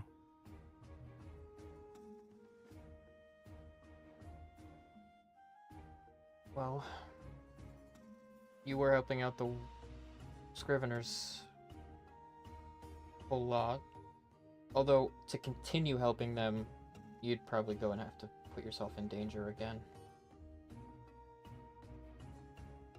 But Well, when the time comes, sure. But for now, you know, it's sometimes you just want to see what it's like to be on the back lines. well, are you any good at cooking?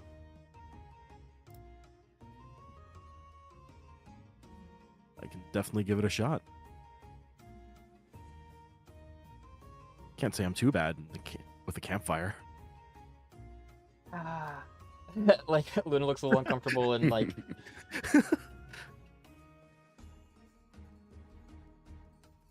I'm not sure if you know, maybe I shouldn't have brought that up. He gives her a little shrug. The only person here for you to learn from is Mr. Meowsy, and, that's probably not going to be too fun for you. I think you'll probably hate it really quickly.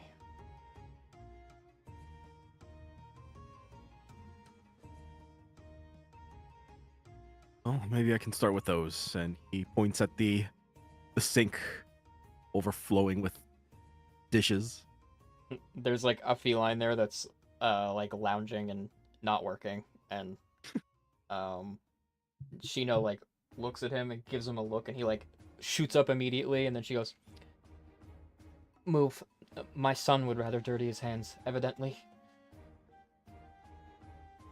And the feline hops down off the counter and salutes and goes charging into the kitchen. So you can do the dishes. Make a dexterity check to do the dishes. Yeah, let's go. The dishwashing check. Most important check in all of Hunt for the Technically- Starry Sky. Just a raw dexterity check. Technically, The fate of the Yeah. world. he doesn't have any experience doing this at this point, so it should be a disadvantage.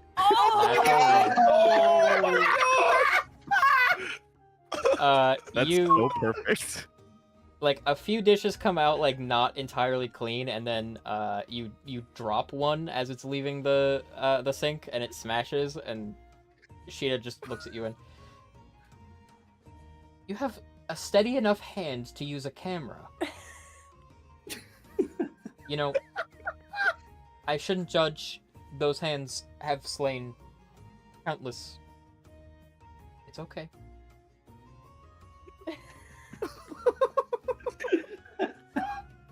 Goddamn. I thought this would be a bit easier. You do need a lady in your life.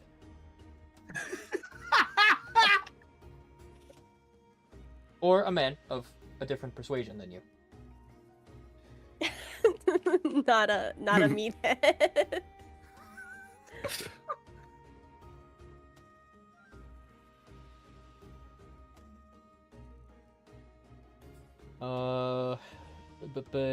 Gensai, were you up next?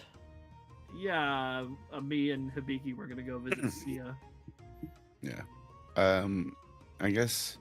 Unless Hibiki wants to go I'll- somewhere else. No. Along the way, I guess we like I guess the both of us would just do like a little bit of small talk. But Oh yeah, of course. would we pass any shopping districts at all to get to see his place?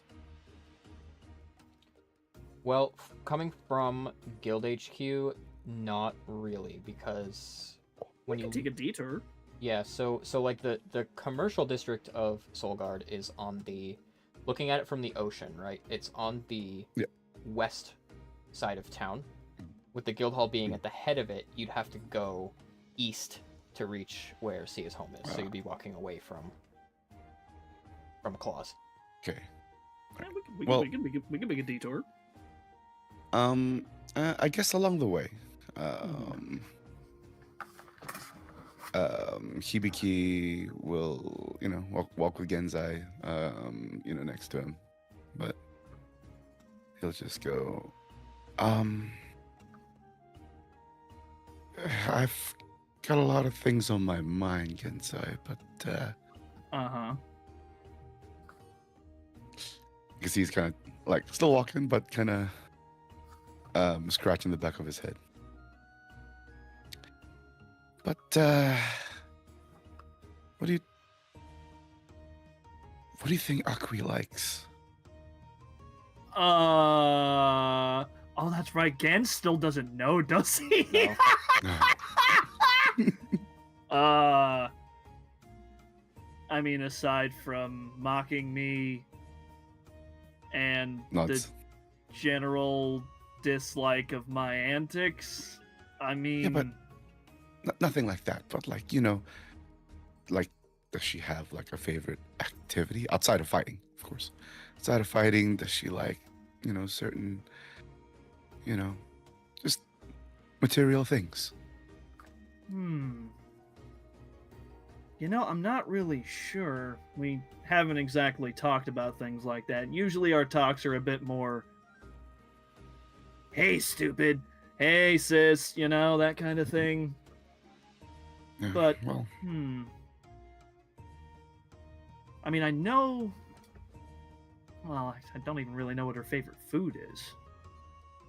Although, knowing her, she probably likes something with a bit of spice to it. yep, that I do know. Wait, how do you know As- that? Hibiki kind of looks away for a bit, but Hibiki just looks towards Gensai and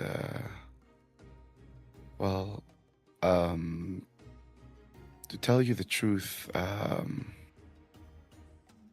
I do have feelings for Akui, and she hasn't told you yet, but she does feel the same way.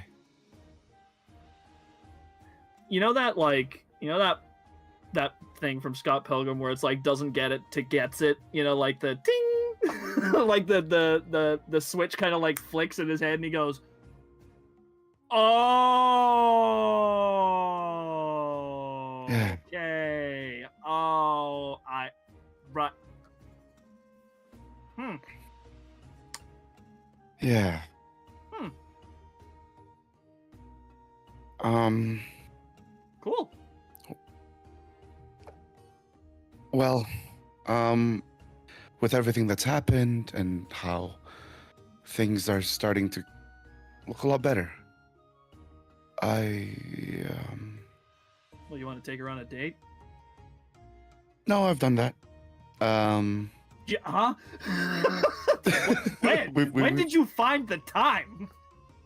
Before we set out. Oh, we set out that's last why time. she grabbed you that evening. Oh. Yeah. But Yeah. Okay, that's starting to make sense. to tell you like, the truth and how I really feel, I do really like your sister, and I want to make it official. Oh. Oh man, this. Well, I is don't know how tough. she feels about it yet, but Well, I you mean, know, have you talked to her? not yet. No, not since our last date and that brief encounter during that fight. But I've just been thinking about it before I talked to her. But I wanted to tell you and get your blessing on it. Oh, well, I mean, you always have my blessing. I mean, if anybody, listen, the fact that she likes you, that's already a big plus because I'm gonna be honest with you, she doesn't really like a lot of people. it's not exactly a well-hidden fact, but if you want my honest opinion, just be straightforward with her. Just be honest. She kind of appreciates, you know, people that don't dance around something. And I feel like Yeah. she would appreciate if you would just go on up to her and have a talk about it. Yeah. As Yeah, for something to get her, maybe I'm just thinking a bit too much about it. I mean, hey, listen, there's nothing wrong with that, right? It's a pretty big decision that you want to make, and I get it. I understand. Believe me, I understand. But Which seeing you and Flower did inspire me to like take this step forward, you know. But, yeah. Whew, man. Which pats him on the back. Good luck with that one. What do you mean good luck with that? You're making it You know, sound when like you- it's No. When you get to my position and try Oh. to plan things out, right? mean- Anxieties and all will follow you. I mean, I won't lie. After this, I was gonna ask her if she wanted to like go on a date of some kind. Oh, shit. Well, I mean, I feel like now is a good time. We're kind of winding down with everything that's going on, and So good. I understand. It's the reason why I'm feeling the same way. It gives him a quick dab. So good. yeah, So yeah, good. yeah. Just yeah. It's okay. Listen, when it comes to getting stuff for her, though, I mean, why not ask her what she would want herself? Instead, I mean, I understand the surprise of it all, but Yeah. Just be direct about it and don't beat around the bush. Exactly. Alright. And if she likes you, she'll let you know if she doesn't want something or want something. I mean, she literally dragged you out of the bar the last time we were here. That she did. So it's not a matter of if, but a matter of when she'll do it. But Mhm. I'll try to get the jump on it next time. Hey, no better time than now, right? Exactly. I feel like we've been But walking in thanks. circles for the last couple of minutes, though. like, I should be there. Yeah, where's yes, please. You've passed Shin twice. He's been like, "Hey guys."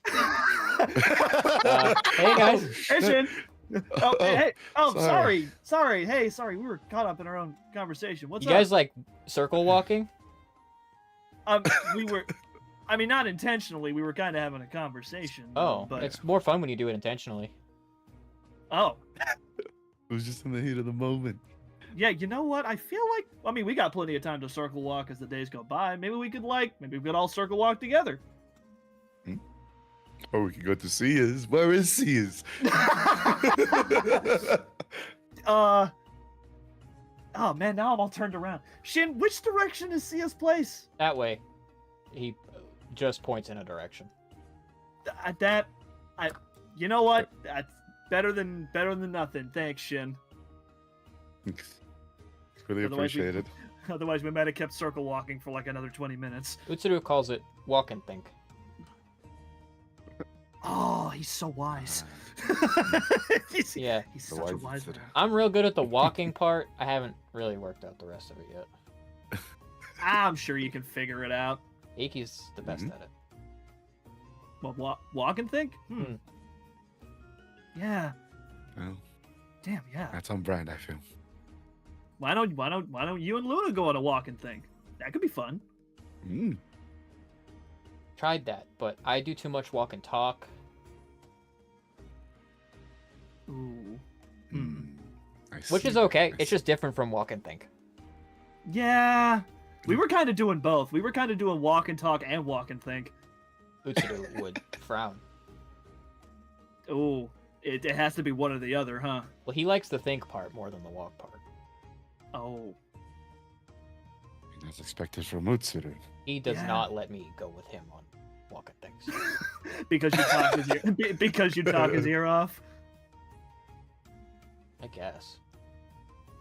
Hey, listen. I would appreciate having you on a walk and talk anytime. Okay. We'll put a pin in it. Yes, we will. Absolutely. I'm practicing my Right now. thinking. Yeah, no, listen, we're all busy doing stuff. We gotta go. I'm gonna go see Sia. You have a good one. Love you Okay. to bits, buddy. Take it easy. He salutes you guys and then goes back to straining to figure out his task. Oh, I love him. I love him to bits. Let's go to Sia's. All right. Okay. Heiki and Sia live in their home. In the east district of Solgard, where Mead Manor is. Mhm. Just not exactly. It's like across the street from Mead Manor. Place that was rebuilt and has all the cool like nautical instruments on the outside of it. Looks like a sailor lives here because Heiki lives here. Nice, quaint little home. On the interior, the door's open. Present in attendance are, Otsune is here. Because Sachi is here. Because Sia is here. Heiki is not here. Otsune and Sachi look like they did some talking. Oh. Sachi doesn't look very happy. Otsune doesn't really look very happy either, but nobody's angry. Well, net positive? Question mark? Sia's like wearing an awkward smile. Oh. Ken's gonna look over at her and like kind of like give her like a Well, it was almost a reconciliation. Oh man. Alright, what happened? Otsune like walks past you and then like pats your chest a couple of times and then keeps walking. Ken's gonna look over at Sachi. You want to talk about it? There's not a whole lot to talk about. Ugh. That bad, huh? Just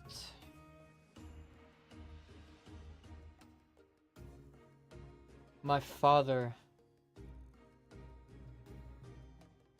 deserved more. Maybe one day I won't think of it that way. Hmm. But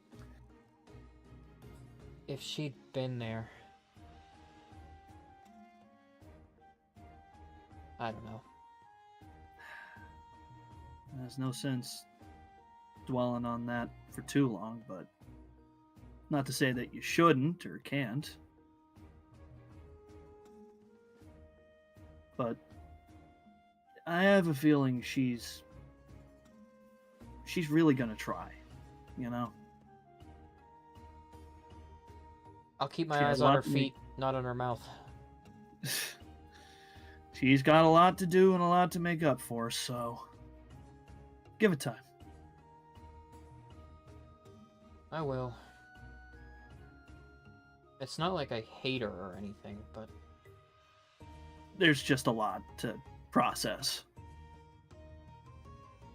she also, like, hurt you guys, and I mean, let's be honest, there's a lot of people that we're friends with that have hurt us in the past. that's true. So, sure, she's got a path to everyone coming together one day. Mm-hmm. But for now, I think I need to let her just know that I'm mad at her, you know? Yeah, and that is completely fair. I would not expect you to be sunshine and rainbows. Well, there's plenty of other things to be glad about right now. Yeah. Tell me about it. Spit one of those, actually. Sia, thank you. Thank you so much for keeping everything up to date with the Y Academy. Thank you. Thank you. Kept me busy. Oh, I felt so bad when I got the letter back saying everything was already reported. Well, everything save, the moon.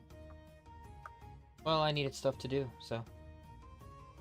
There's lots of other stuff I want to do, like. Well, I'm hoping the next thing could be tracking down Arkfeld. Oh, Now Can that I get things in are on that? peaceful, I think we should probably try to, do our jobs properly and protect it. listen, I'm in if you're in. Yeah. And I thought maybe we could learn something about Arkfeld that could help us restore the Gormagala, too. Oh. I mean, It was born from the refuse of the creation, so Gormagala maybe. is frightening and dangerous, but many things are, and all things deserve to live. If we could find a habitat for it that would be safe, I don't see why we couldn't. I mean, there's plenty of space in the world. There's got to be somewhere that would be safe to have that thing running around, right? I agree.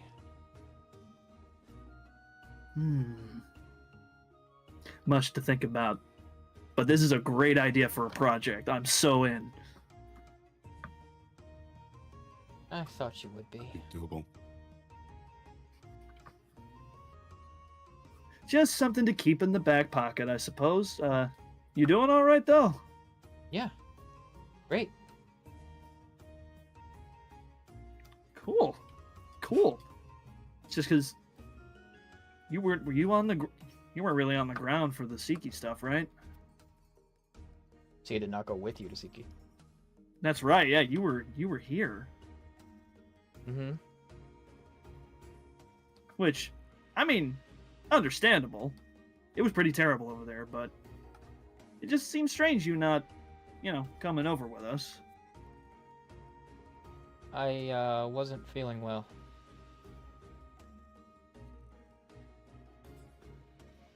Huh. Okay. You feeling any better now? Yeah, definitely. Okay. Cool. Well, that explains that, I suppose. I was wondering why you weren't there.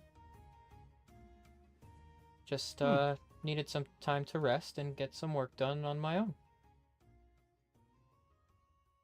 Hey, and I'm glad that you were able to. I'm glad you guys came back in one piece. It was a bit touch and go, not gonna lie. Right, Hibiki?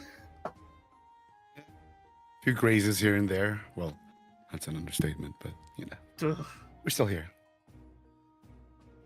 And you should have seen that thing. It was humongous ginormous. Yeah. I actually kind of wish I could see it, but Now we don't really have a picture. Oh, actually, and he'll take out his journal and like kind of sketch like he's like, I know the page isn't really big enough, but hang on, if I just okay, so these little dots are us, and this. He tries to like sketch to the best of his ability, like an attempt at scale. That's how big it was. you guys defeated that. Yeah. Pretty much. But it was no easy feat. Oh God, no. Man, I really wish I was there. Do you want to keep the drawing? No, because I think you're the one that has to. Wait, you reported it, right? I did. I made sure to send a report of everything that happened in Siki. You know, the moon, and Mirror Boreas, and also the White Fatalis in the center of the Everstream. Well, then I'll read the report once it's published.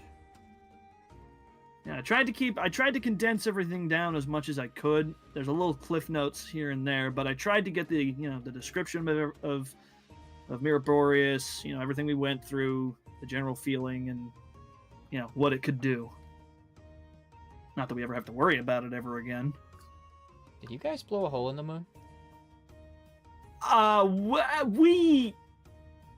don't think we did. That wasn't. Nah, not us. That one wasn't us. necessarily. At least not intentionally. That Mirror Boreas? We were involved in that event, but not us. No. Was it Mirror Boreas or was it Chrysanthemum? It might have been Mirror Boreas, but it could have also been Chrysanthemum. There was a lot of stuff going on. Wow. You guys destroyed the thing that blew a hole in the moon. Yep. That's us. Moon Destroyer Killer people, guys. Things. You'll have to work on that. Claw does that better than Yeah. I mean, it's all about the confidence, and I just don't have the same confidence that he has. you. Well, maybe no more of that for now.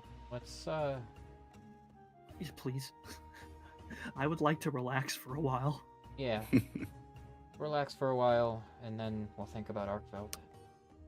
Yeah, Arkveld and Gormagala. Alright. But we should probably get out of your hair. Sure. If you see Heiki, well, never mind. What? Is he missing again? Again? Oh. No. Oh, No, he's just wandering a little, I guess.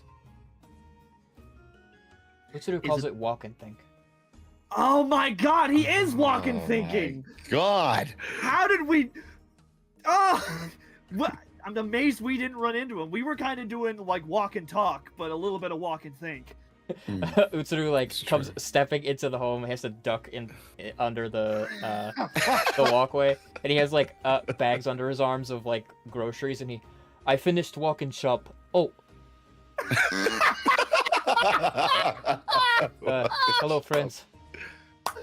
Hey, Utsuru, Hey. we were just talking about you. We ran into Shin, who was telling us about walk and think, and we were also doing walk and He talk is and walk not. and think. He's very bad at walk and think. Nah, that's He Yeah. told us that you would say that. He's more of a walk and talk, not a walk and Yes, think. And we yes. heard that Heiki is doing a walk and think right now. He is champion walk and thinker. Oh yeah. Champion walk and think. Oh, Oh my Did god. you manage to pass by Heiki on your way here? No. Hmm. Are you Walking looking and for thinking him? a little too hard there. Hmm. I I mean, see. I if was about to mention something, but no. I was just gonna say to send him home. I mean, if I really wanted to, I could find him. I could find just about anybody. Not that important. Yeah, that's what I'm saying. If I really wanted to, and if it was urgent, I could find him for you. But It's not urgent. all right, Yeah. no problem. Great seeing you again, Utsuru. It's always a pleasure. Yes. Hope two you're doing nerds. well these days. I miss being called a nerd. I miss it. It's a new chapter of our lives. It's peaceful. It's nice. Yeah, I can Good. actually be a nerd again instead of Yeah. Hideyoshi. Yeah. Oh God, been carrying this around for years. Utsuru Yeah. settles into like he like throws on an apron and starts washing his hands to cook. Wow. Well. He's just so good at it, man. Reliable. Reliable. Hey, do you think maybe you could teach me how to cook sometime? Probably. But where do we go after this? I don't know, man. I think this is the perfect time for a walk and think on the way back to the Rainbow Wing, maybe. You're right. Walk and think. Walk and think. We can't invite Claw because then it will just be walk and talk. True. True.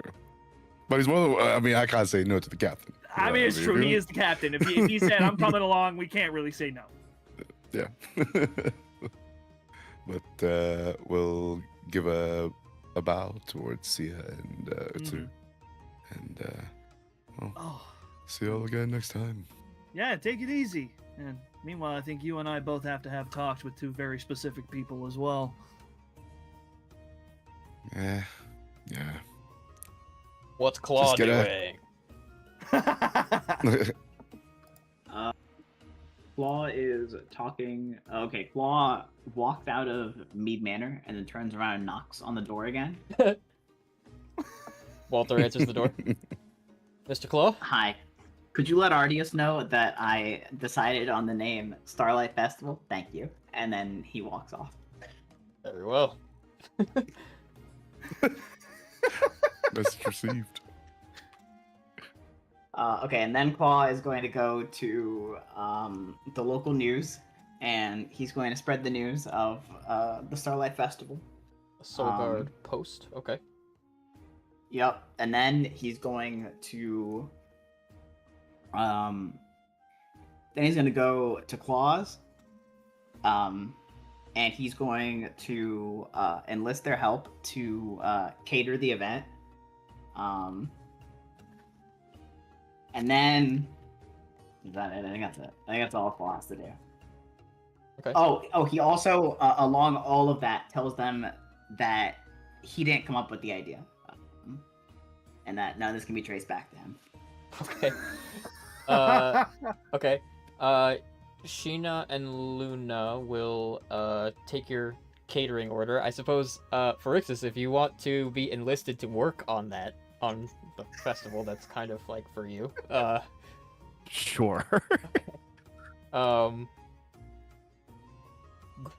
Meowsy is gonna cater it, so you're gonna get yelled at by him a whole lot over a few days. Luna does stop you, Claw, and say, actually, there was one other thing. While we were away, one of the handlers from the Feline Guild was here. Wanted to talk to me and Sheena and you. Oh yeah, I was just about to do that. Well, I thought if it was like a business proposition, we should just call him here again, now that you're back. Oh yeah. Okay. Makes my life easier. Yeah, I'll make a call.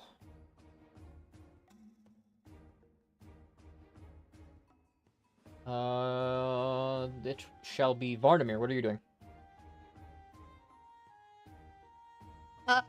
Varney will have gone to see Princess Illis after talking to Vine. So that will be at the Lily Conclave, which is on the 3rd floor of the guild hall. When you head up there, it's a regular old door, but when you open it, there is like a glade inside, a grove, a druid grove. There's a pool at the center, a handful of druids on the interior. Fauna is here, whom you've met, I think, once. Yeah, just once. Illis is here, and the pool at the center of the room is not water. Presently, it is actually this kind of reflective mercury type fluid. Oh. Illis is here in her wheelchair, and you see immediately that she's in kind of a meditative state, and stood before her, knelt before her, is LDR Estrell, or Roland Palmer.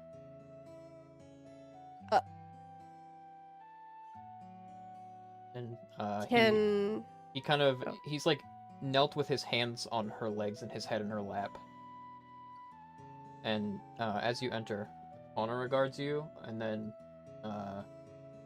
Illis's head kind of perks up and she regards you, and then he does too.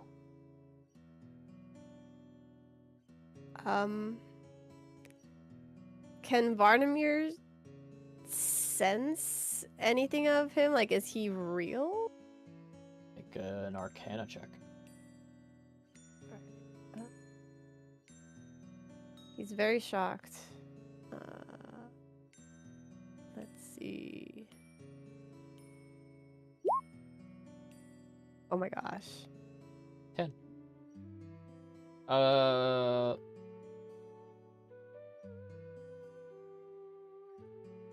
You're not really sure what you're looking at. He rises and he says, Varnamir, I'm glad to see that you're yourself again.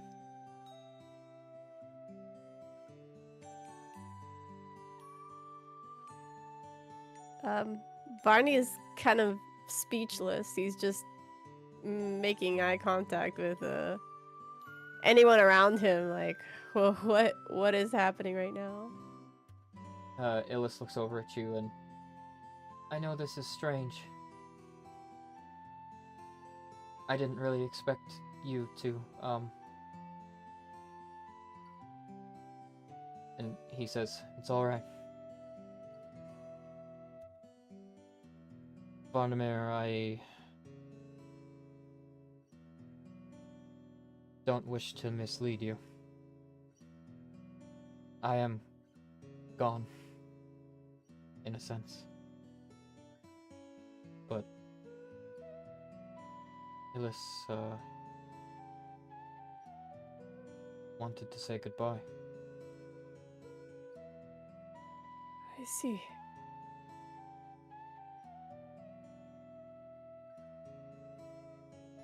Perhaps I should just be glad that I can say it to you as well. You and not Dionia. King Eld, you... I was a fool. I should have trusted you. No, it's not like that. Many mistakes were made. We're only human. What we faced was unconscionable. Many paths were walked, and while there was much suffering,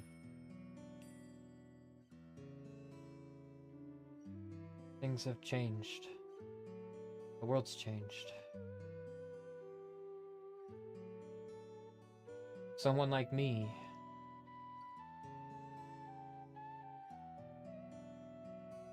My mistakes. Many of them were made up for by you. So if either one of us is to inherit the future, I'm glad it's you. What you did for Illis.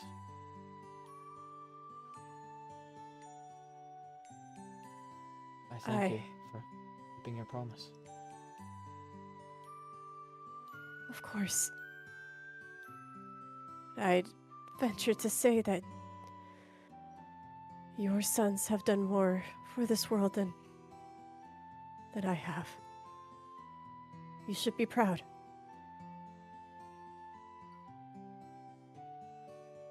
I am. But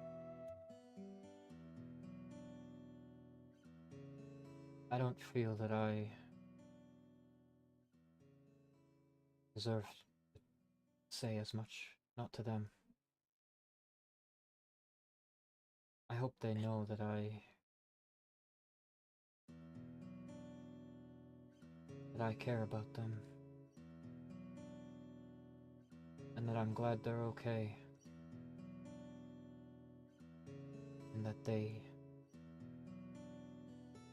can experience the future.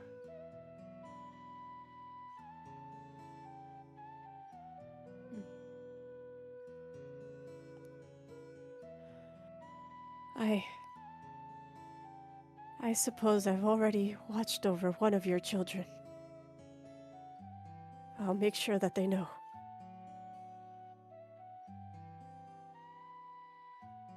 I think maybe it would be best if they didn't know that I was here.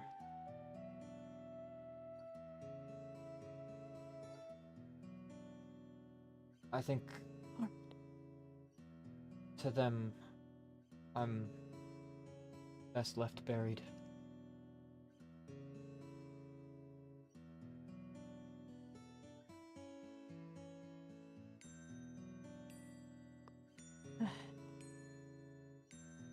I failed them, Barnamir.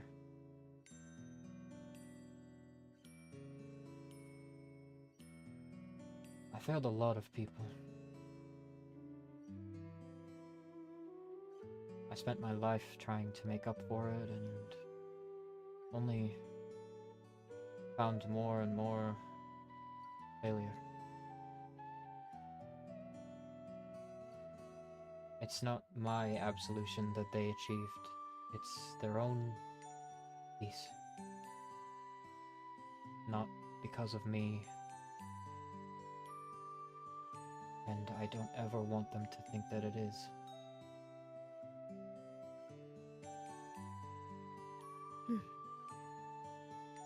You know, spending this time with them, I get the feeling they don't really care about all of that.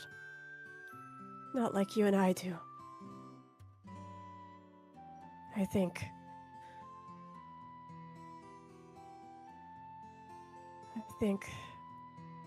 they just love you as their father. No matter your mistakes, no matter what you've done.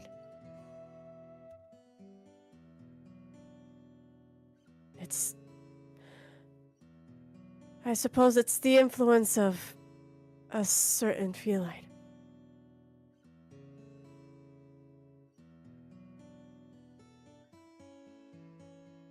I'm not going to ask any more favors of you, Barnamir. You're released from my service.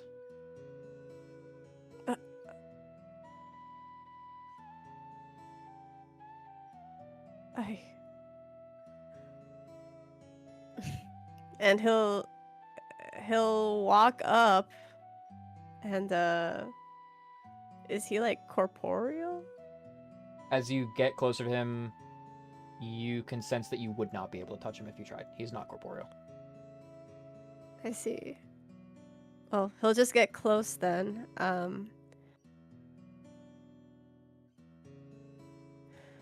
Everything I did, it was out of loyalty, sure, but more than that. You were my true friend. I know. Which is why I trust that you'll do anything that I could think to ask of you. To keep this world safe and happy. I don't need to ask you a favor, because you're a good enough man to do that all on your own.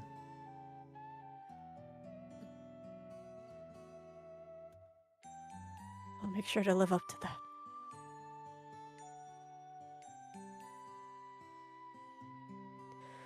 He turns back and faces Illis. My daughter, you'll be a wonderful queen.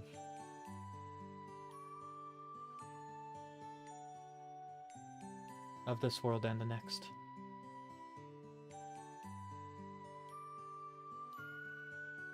And he vanishes like mist.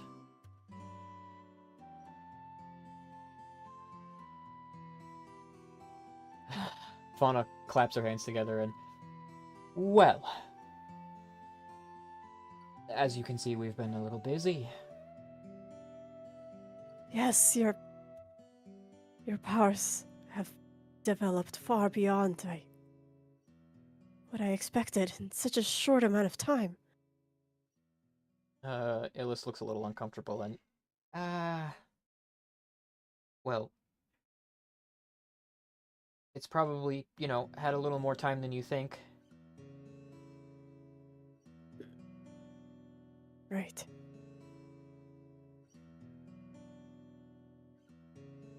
I'm still kind of working on it, but... Yeah, I suppose I've come to a little more understanding.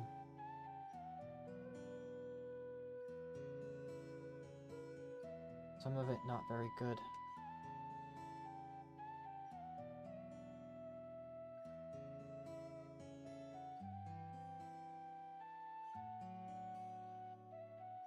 He'll kind of look at her to prompt her to continue. She reaches out for you to take her hand. Perhaps He'll do so. I should show you. All right. You take her hand and she closes her eyes and she casts astral projection. Which separates both you and she from your forms, and you enter the ethereal plane. Which is kind of like the B side of your world. It's where souls go when they leave the prime material plane. It is a place that you... I gotta say, probably at some point, Dionia might have been able to contact it in some way. But while you're there, Illis can stand and walk. And she does, and it's kind of like this quiet, empty reflection of the material plane, where you can see where Fauna and the other druids are, but they're sort of they are incorporeal now. And it's kind of almost like a waveform world. And she kind of walks in a short half circle around you and says, what I think is the case is that this place, the ethereal, it's linked to our own world across a silver veil, but it must remain linked to it by a force of mortality in ours.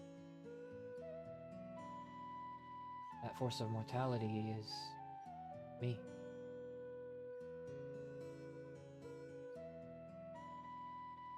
But when I became Daffodil. Miraborius gained the ability to assess that power, and she used it. When she created Diaval, she gave that power to him. He made him King of Undeath, a Dracolich.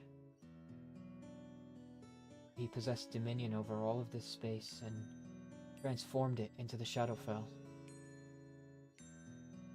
And when he was destroyed by Fluffles and the others, the ethereal plane became unwarded, free, and unguarded. And that's when I, or Daffodil, took control.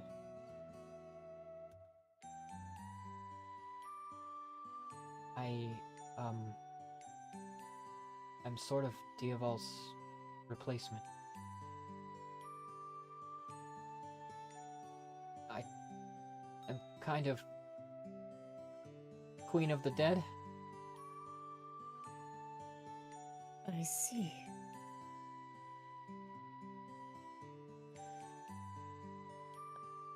He'll look around and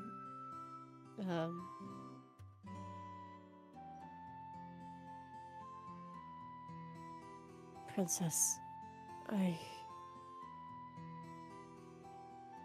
perhaps this may have been something that was fated for you, but I can't help but feel responsible. This was happening to me before all of that. I think maybe it's why I got sick.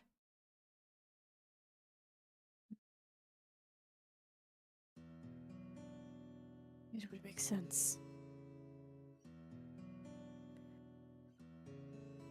Death isn't... well, the ethereal isn't the end. There's a darkness further beyond it. A place that souls don't return from.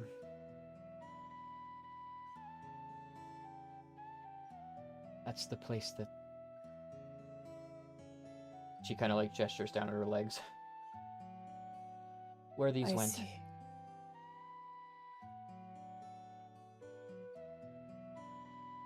Was it...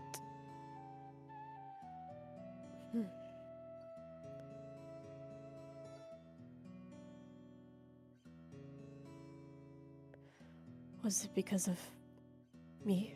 My process? I don't think so. Someone or something should always be a ward of the ethereal plane. It must remain linked to ours. If I were to die, then it would be someone else. Or something else.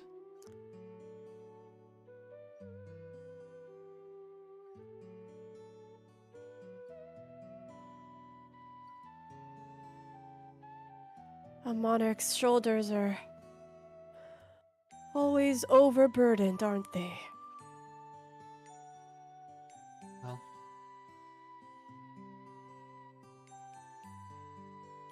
in this way, I remain connected to those who've been lost. But I think it's probably better for people that connection remains healthily distant. Of course. Even now, I struggle to hold myself back from asking for your aid. I'd do anything for you, Varnamir. I know.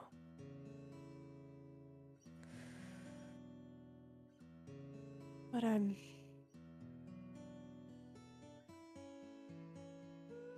I suppose I'm scared.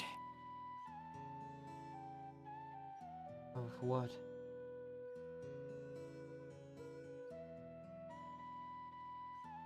If I ask you to search for Fluffles here, so that I may talk with her as you and I were able to talk with the king. It feels selfish. And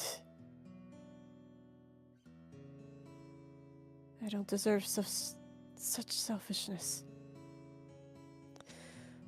It should be the Starry Seven.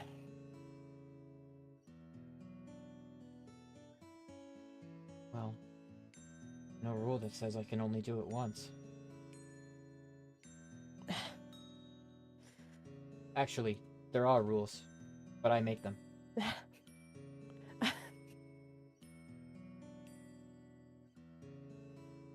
I'll...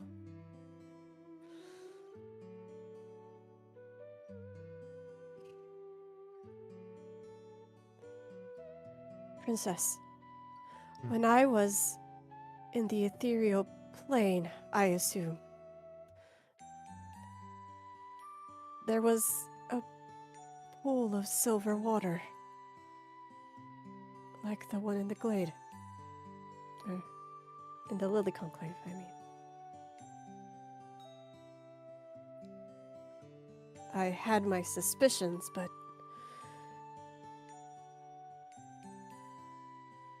The Silver Pool is a gateway Would you- to the astral plane.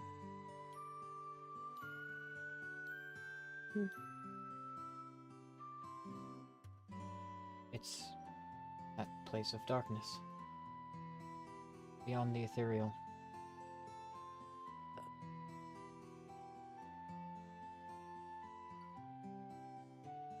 It's where the stars have gone.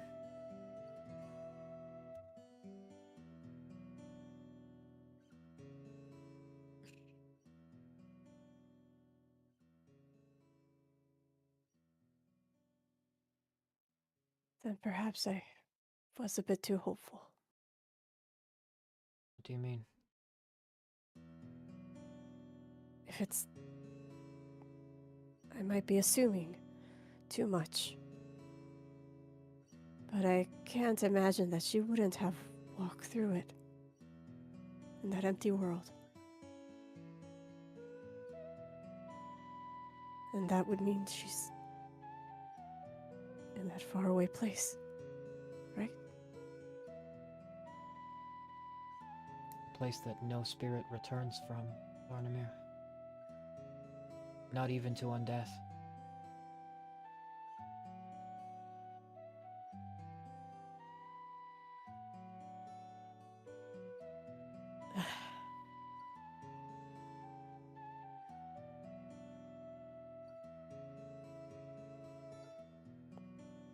I'll just look very dejected. All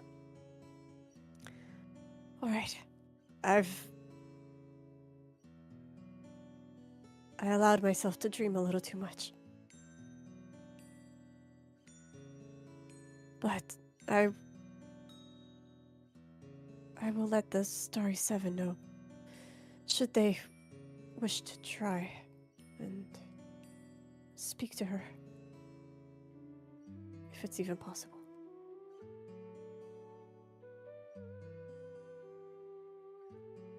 If you think that it may not be, perhaps you should spare them that heartache. No. But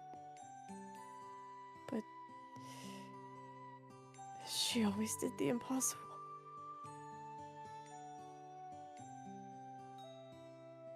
Phyllis is I gonna thought I hold was- your hand. She's gonna cast Speak with Dead.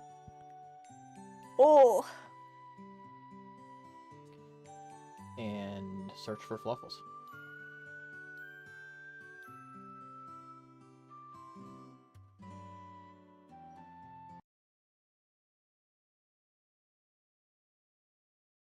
Mr. Varnamir. Oh, The space around you stretches and thins and grows dark. And there's a moment where you're in a void of darkness, nothing surrounding you, until that sort of waveform element of the ethereal plane turns to dots. Tiny white dots that fill all of the space around your feet and over your head. And there's ripples like water beneath your feet. And you realize you're looking at stars. An endless sea of blackness and stars spread before you, under your feet and over your head.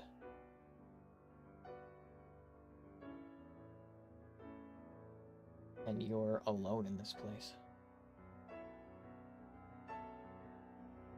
can he move? You can. He'll immediately look around him and shout, "Princess!" There's no answer. Your voice just echoes and carries.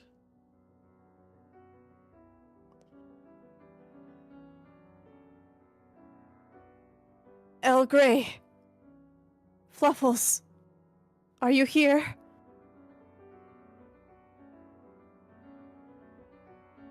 A voice answers you.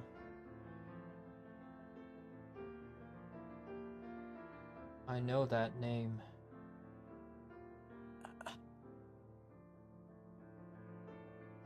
Who are you? I could ask you the same question. I'm Varnamir of the Starry Seven.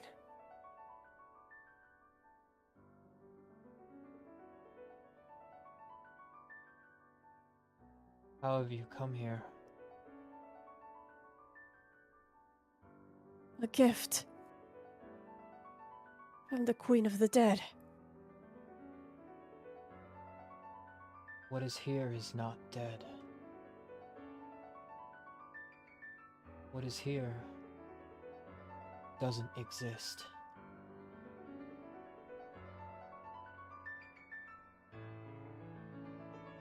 That you are here.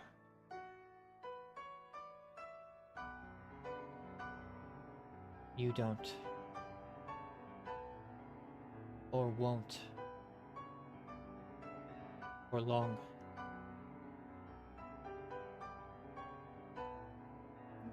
Looking for someone. Someone who doesn't belong here. Someone is lost here. They have ceased to be. This is a place of refuse, where what no longer exists comes to vanish.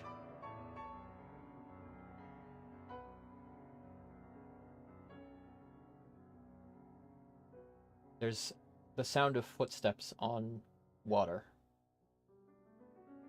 and a form manifests before you, but it is shapeless. It's kind of like a wisp, sort of like a ghost, but as it moves toward you, you can hear footsteps, you just don't see feet.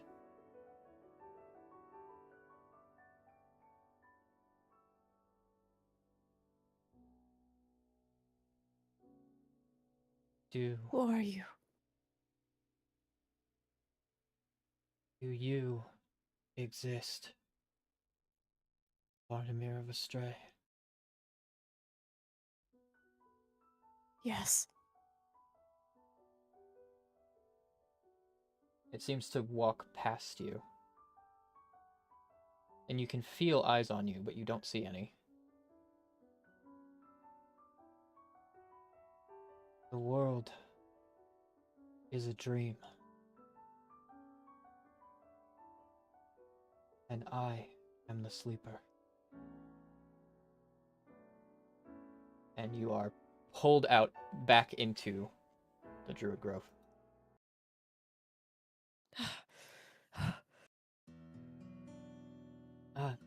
Barnamir, are you okay?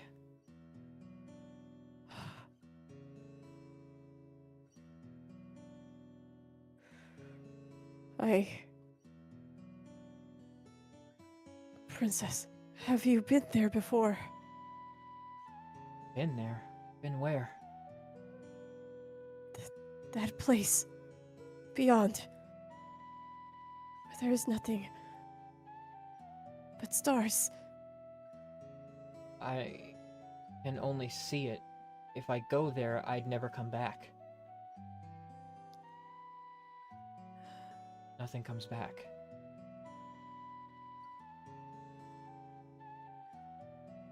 Did you see it? I was there. I spoke with the sleeper.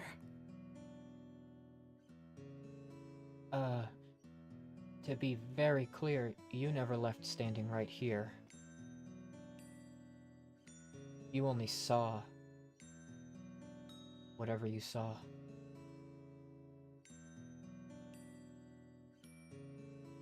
If you went there, you'd never come back. It felt so real.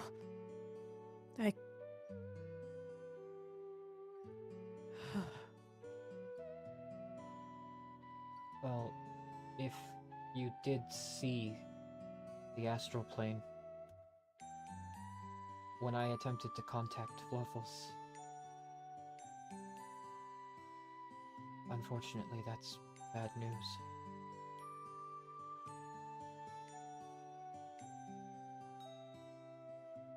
He'll nod sadly and kind of continue trying to catch his breath. I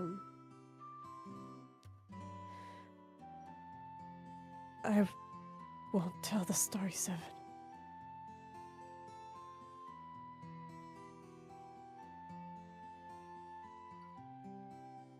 Why? She, more than anyone,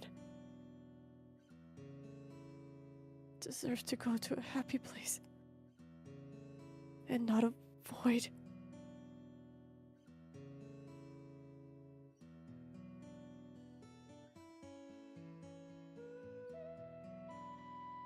Make a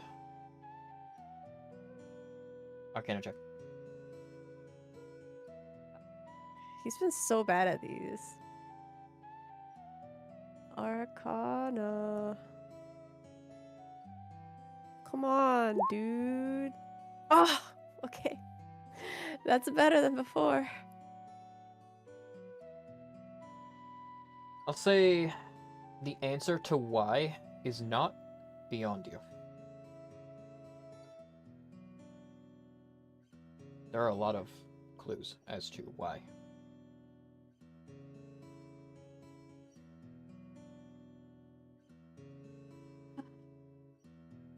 Yeah, he knows. He knows he can guess as to why, but he doesn't want to accept it. It's his bad habit. I suppose I don't want to say too much out loud about what's in your brain, but some of what you are finding out right now is important information for later. Yes. He will be thinking on it.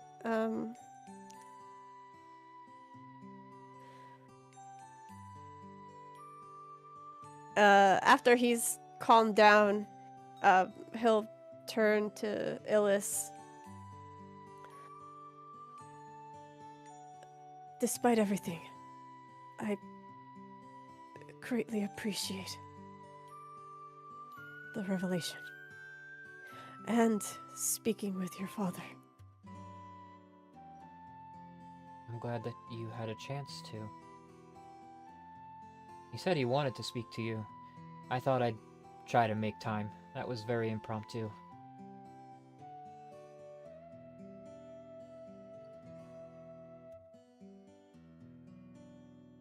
He'll pat her head, by reaching up now instead of down. She is back in You've done her well. chair now. Oh, right, you're Yeah, tiny. but yeah, yeah. That's why. That's why he can even try. Oh, good point. I should have. 'Cause- I should have thought of this. While you were in the ethereal plane, you might have been tall again. Oh. Not the most important He thing wa- to discuss, but yeah, that's kind of a cool thought. Yeah, you might have actually been tall man again, Oh. just for the sake of it being interesting. Yeah, he'll reach up to pat her head. You've done well, princess. You've become very strong. Well, I just hope to do better for them than their last king did.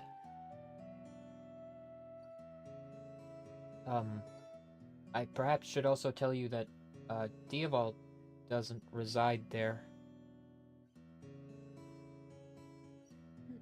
And neither does the Fatalis nor Miraborius.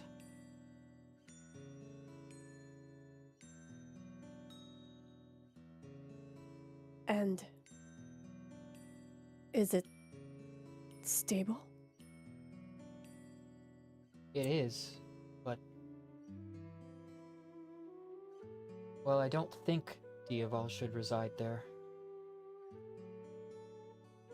I don't see why Lasfi or Miraborius wouldn't.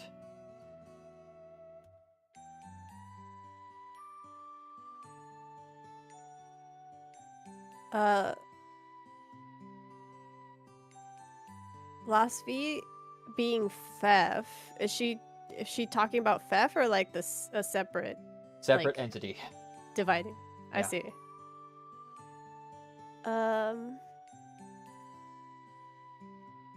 And Varnamir wouldn't have an answer for this, right? This would just be like There's only one something logical to conclusion. consider. Hmm? Why would something not go to the plane of death?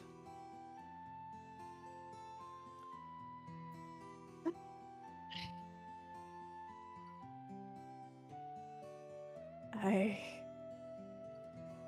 guess we were presumptuous. I thought we were in a world without Fatalis. It was just a world without the white Fatalis.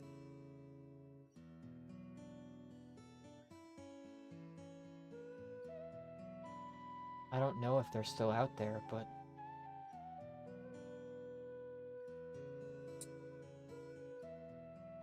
if they are, something has to have kept them here. Like Diaval.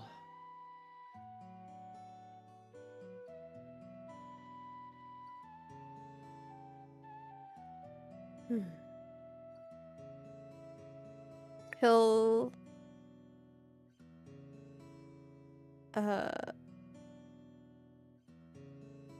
he will make a mental note of this to bring up with the rest of the Starry Seven. Thank you, Princess. Mm. I will look into this. I know Vine will keep you very busy in the near future. Yeah. So I'm told. But if you ever need any help, fighting, I sorta kinda, well, I made a thing.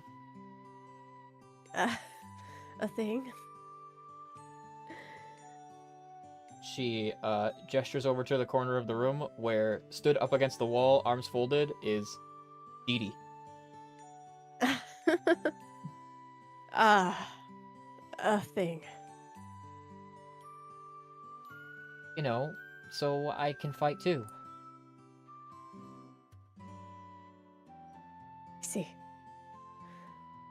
And who I'm better sure. to guard the queen than the queen, right? I can't argue with that logic. Well, I'll be relying on you, Princess. Hmm. And if my brother goes too far, you can count on me to hold him back. I trust both of you.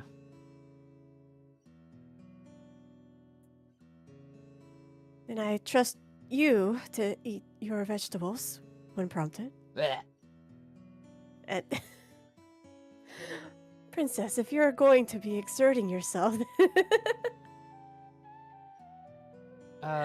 Dee Dee will do that part for me. I don't think that's quite how that works. Really, he'll look around at Fauna. You really must keep an eye on her. I'll do my best, but like she said, she makes the rules. Here and, you know, on the other side.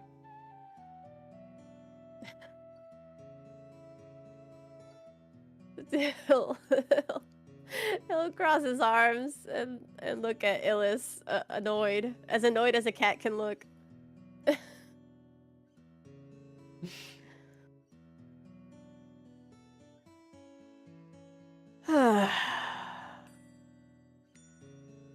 Well, I'll have to come back more often and check on you. If you say so. If he's... Oh, now she's got that tone. Right. She has become teenager. Oh, brother. She's become a teenager and she came into all this power. Who's going next?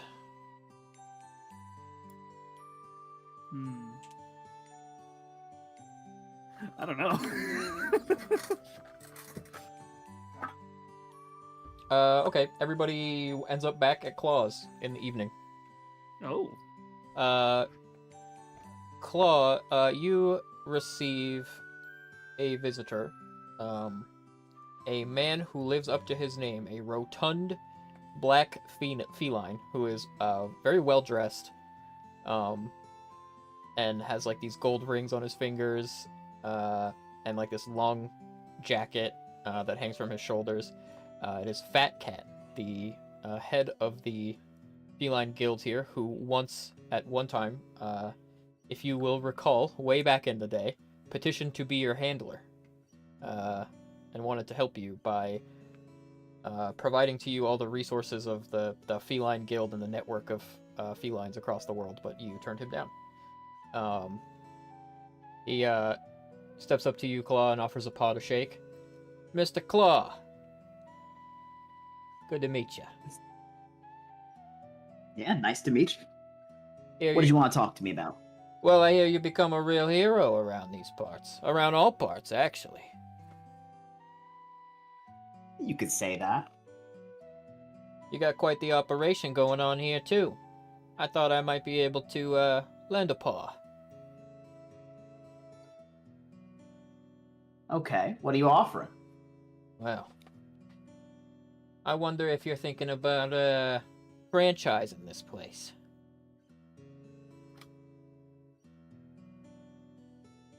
Franchise and claws?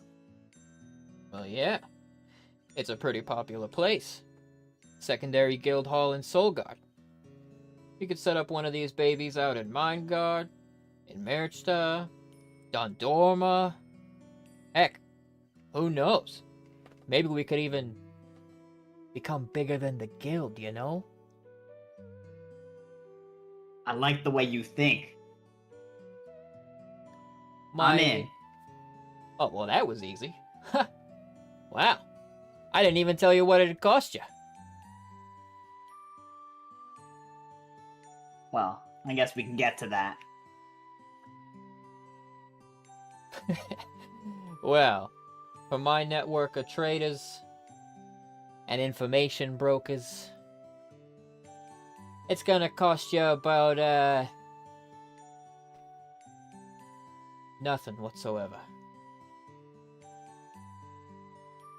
Really? Yeah. Because I owe you Why a is whole that? lot, kid. Everyone does.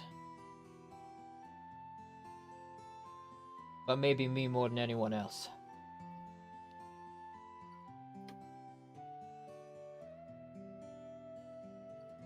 He kind of looks down and his snout kind of like rolls a little bit.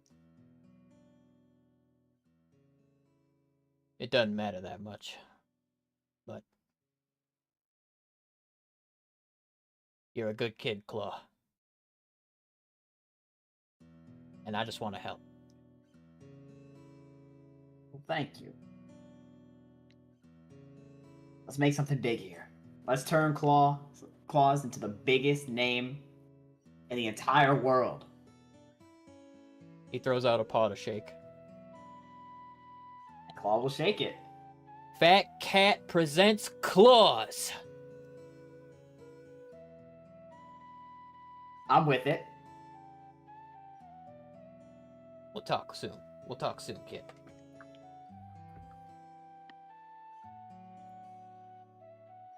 And he turns and takes his leave. You guys all watch Mr. Fat Cat give Claw a big shake of the hand and go walking out. That proclamation that he made was very, very Claw-like.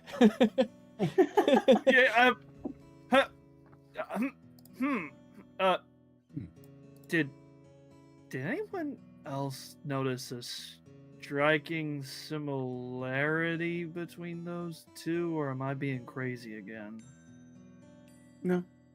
I think the captain's met his match. In more ways than one, maybe? Or am I just being... Do they look similar at all? Yeah, they sure do. Varnamir pats Uh. Genzai's arm. I think we should leave it to them. He looked like an older, fatter Claw. Oh my god. What are you guys talking about? Nothing! Nothing at all. How's it going, Captain? Making business deals? That sounds cool. Like I'm missing out on something. No. We would never keep anything from you, Captain. You were the one having that conversation. Yeah. Just watching. Yeah, but why would we butt in? We were just talking about franchising Claws. Oh my god, you're franchising this place? Yeah, we're gonna become a global sensation. I thought that was a joke. Nope, it's happening. Ugh, why am I... So it's real. Wow. Free of charge too.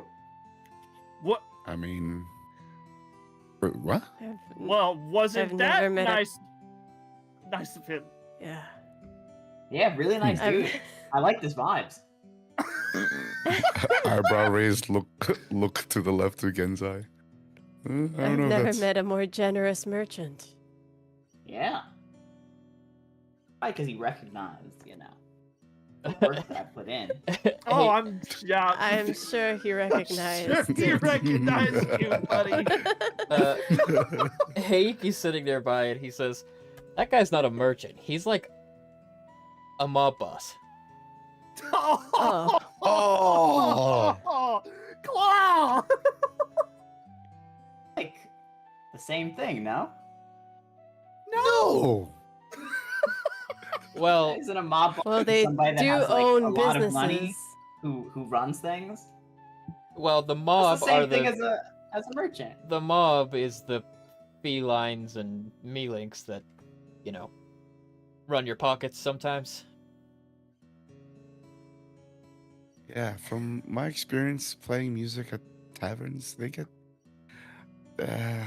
mobs aren't usually the best. They usually run those places dry. Oh no, it's honest business. Don't worry about it. Oh my god. You just met them. I can just tell, you know? You ever meet someone and you just know that they're like a kindred spirit? Oh, know you the, got the them kid is like, eyes, but- he's like pinching the bridge of his nose, like, oh my god, he cannot be this dense. You know, those are the Barney types of will- operations I used to do back in the day. It's all good. Oh my god. Is that your origin story, Claw? You used to be Yeah, a you know- mobster. Yeah, you know, you never really told us about what you did before all of this. He did. Yeah. Oh, wait, Not to Barney. Claw, was Organ? so Claw has never said it, but it has been said. Oh. You know, I just did, you know, the things that most heroes do before they do great things. Such as? Right. I learned a lot. I trained, Uh-huh. you know, got practical experience. Yeah, you know, got those sticky paws that got into places where they shouldn't have been.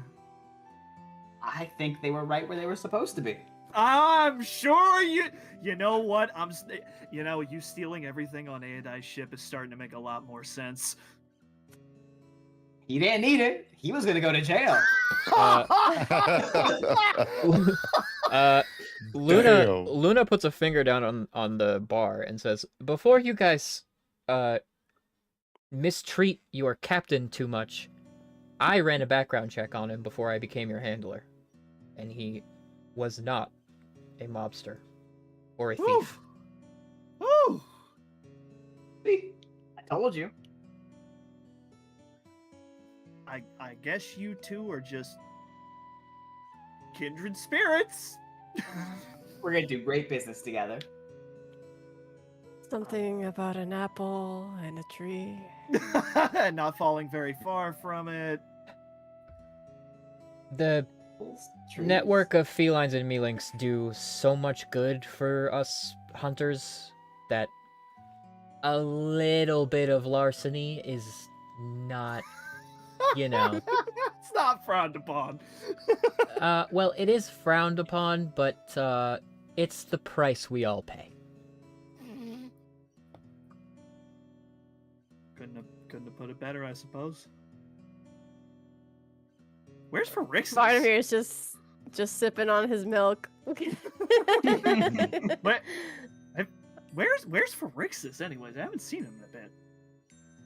Probably rather worn out and exhausted by getting screamed at by by the 5-star Michelin chef. Shut up! That's too funny. I'll be here How all dare week, you. folks. All night at least. Hey, again, kind of thinks for a minute. Just, well, if nobody's got any other business, I gotta go have a chat with Flower. She's like at the next table over from Heike, like, "Oh hi." Oh hey, is he over there? Sorry, I was This just is so where this is where preoccupied. Ferx is gonna walk through the door, being super exhausted. Oh, what I miss? Oh, there he is. Hey. Jeez, man, are you okay? Just having the time of my life, you know. Enjoying your time off? Enjoying what a normal person does on a daily basis, you know. Sheena like folds her arms and shakes her head. You asked for this. You can stop at any time.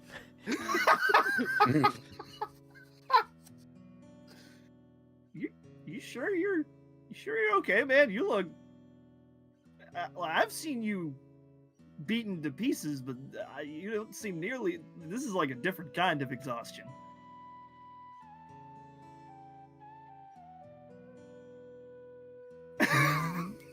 Ken like snaps his fingers like, Rixus? Still in there? I'm sorry. What were Oh you my saying? god. All right. I'm saying that you need to take a sit And somebody needs to get you some water. Listen, you can take my spot. I was just getting up anyway. Water sounds good right about now.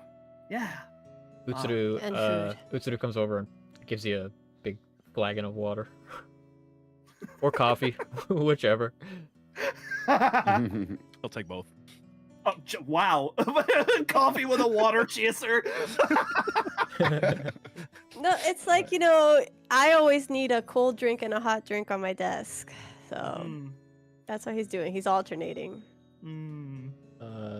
Pretty much everybody is in attendance.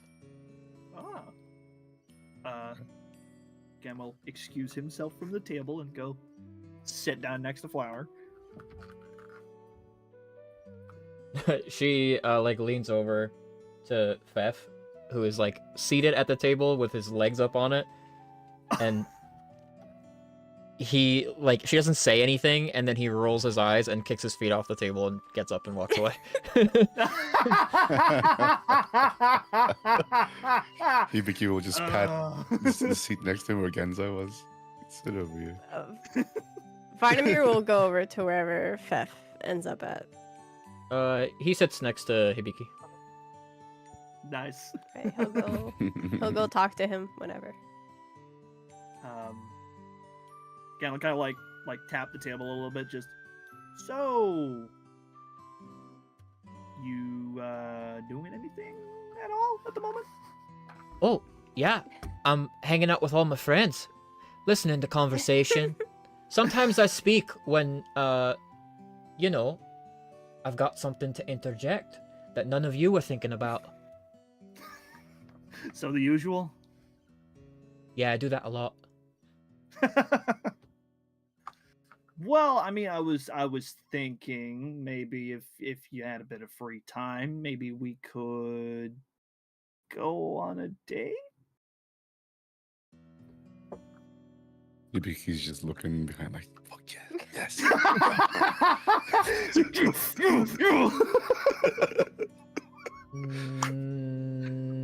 No. Oh. Oh. Okay, fair enough.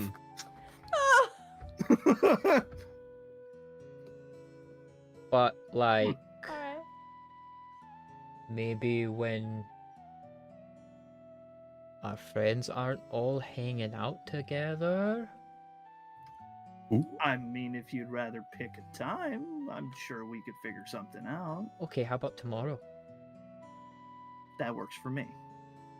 I mean, I didn't mean right this second. I was just kind of, floating the idea. Oh. Okay. Then I'm floating the idea.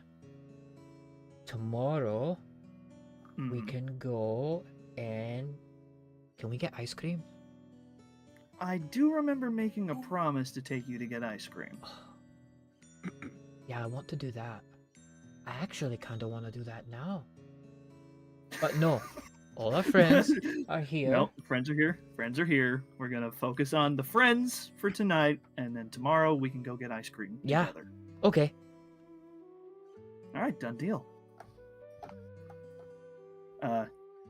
I should let you sit and chat, or you want me to stay here, or... No, you should stay here. That's fine by me, too. Shuffle a little bit closer. She folds her hands in her lap and does her back up straight and shuffles with a smile on her face happily. He's kind of doing the Sam a little bit. He's kind of glancing away, kind of tapping his foot, It's just awkward as fuck. But smiling. It's Definitely alright. smiling. Varney is like, youth. Say shundana. Fef just goes,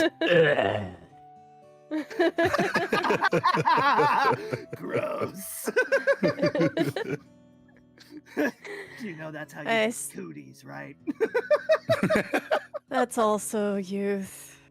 Fuck.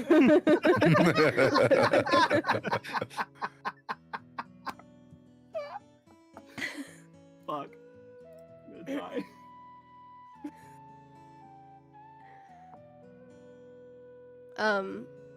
Varney's gonna turn to Fef and I may have a question that would be more interesting to you. What? Can you sense Lasfi? No. No. Nothing at all? Why? I spoke with Princess Ellis. And it's...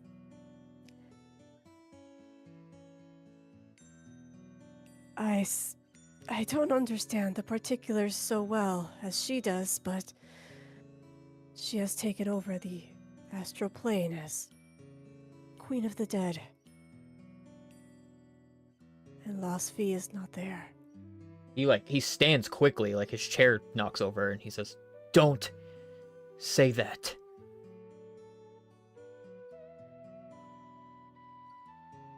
And like Heiki stands and goes, "Hey, Beth. Even if it were true, we'll deal with it." Exactly.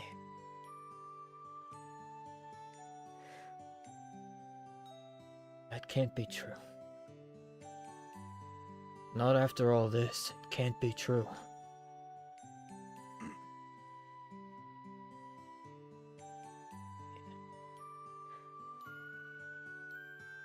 While things may be peaceful and happy now, life is rarely so simple. But we're still here.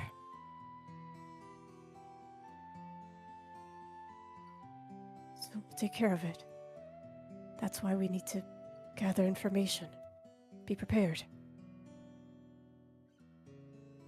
He kind of like hangs his head and thinks, "I gotta go." And Wait. he... Oh, if he'll try and stop him. Heiki like takes a step out If too, you- like wanting to get in his way. Listen. If you could work with the princess, gather more information, it could be that she is simply not attuned. Or there are other answers that would be beneficial for us.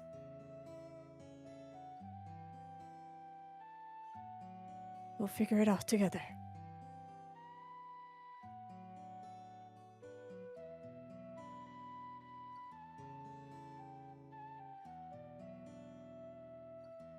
He breathes a sigh, and you sense that he calms down. The temperature in the room drops like a few degrees. And then he just kind of like stares at you for a while, and you can feel like the power of the Fatalis' stare in his eyes, but he's not using it on you. Yeah. His spiritual pressure. Yeah. It's And horrible. then he does proceed to leave, but not as upset as he was a moment ago. And like Heiki watches that and backs off and takes a seat. Yeah, Varney will just sit next to Heiki. Head in his hands. That kid's a handful. But Yes. he's come a long way. There's more growing to do for him, but no matter what happens, I've got his back. Good. I remember some of Diana's time with him. You wouldn't believe it's the same person. Well, he took my best friend's eye, and he took my best friend's wife's arm. He killed Erixus's mother, and he almost killed everybody in this room. So, I would believe it. You are all far too forgiving. It's a bit stressful. Well, you would not be having this conversation with me, were we not? Exactly. You can thank Fluffles for that one. Yep. But I'm glad for all of it. Beth is family.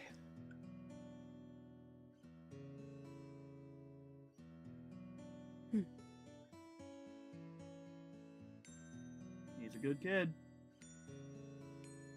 He is. You're all good kids. What the hell does that mean? Heiki's sister Amarin is sitting like across the table, and she like steeples her fingers. I know he's very upset, but at some point or another we do need to discuss. And Heiki looks a little. He frowns and. Yeah. His mother. Oh, How is she? She's gone. oh. So. We're going to give her a proper burial. On the Syndrake grounds. With my parents. Mm. It's awful nice of you. It's what she. Well, I don't know if it's what she would have wanted. But. She's family too.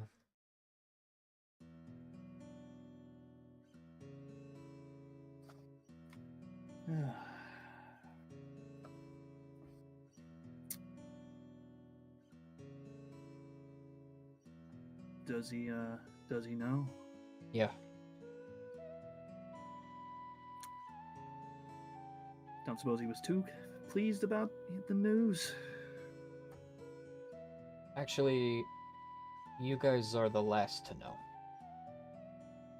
Oh. She passed away before we went to Siki.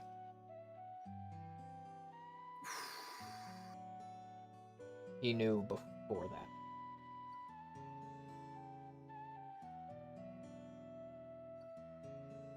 Flower raises her hand. I knew too.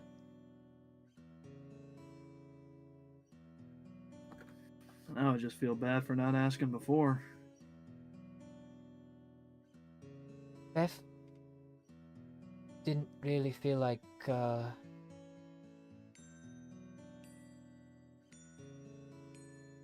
he feels like he was only ever a burden to her. That he hurt her. Oh. And that she was better off without him.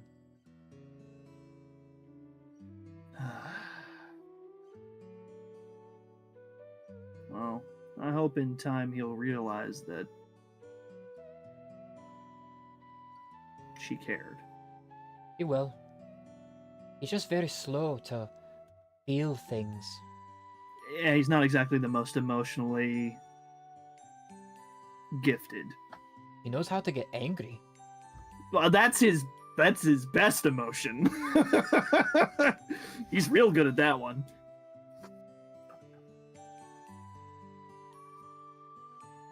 He'll figure it out.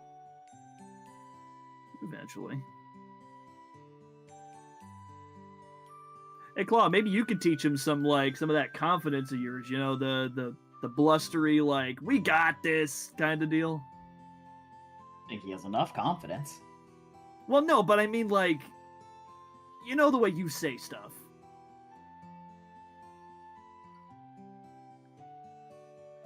I could try. I don't know how much that's gonna help here, though.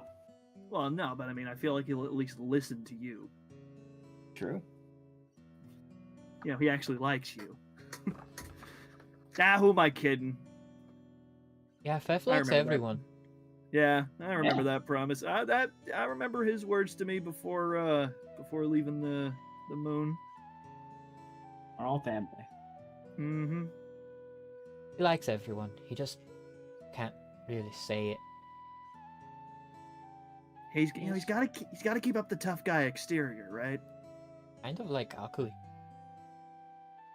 That again, like, looks like there's like a as he like looks over at Abiki. Yeah, Nods. Akui. Yep. Very similar to Akui. But there's They what both nightmare have. is. They both do express in their own ways. Mm-hmm. I wonder where actually, hang on. He like takes out She's his in the room. Tory phone. She is in the room. Yeah, well, she was constantly dialing him earlier, so he's just gonna be like. He's gonna start. Her phone rings. She's at the bar with Otsune, and they are like presently like clinking drinking saucers together and just like pounding down hard liquor. When her phone rings, she takes it out of her pocket and like tosses it onto the ground. Oh. Seriously. Perhaps she may be a little bit busy, but I tried. Oh, go get a drink. he kind of looks towards Genza like, yeah, might as well. Just get it over and done with. Well, don't look. Oh, God. Don't come at it like that. Be excited. What are we getting over and done with? I'll tell you. But he's just kind of like Um, a little anxious about it. But Varnamir will hold out a paw, glancing over at them.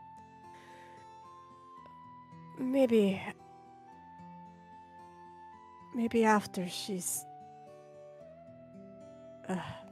finished with Otsune.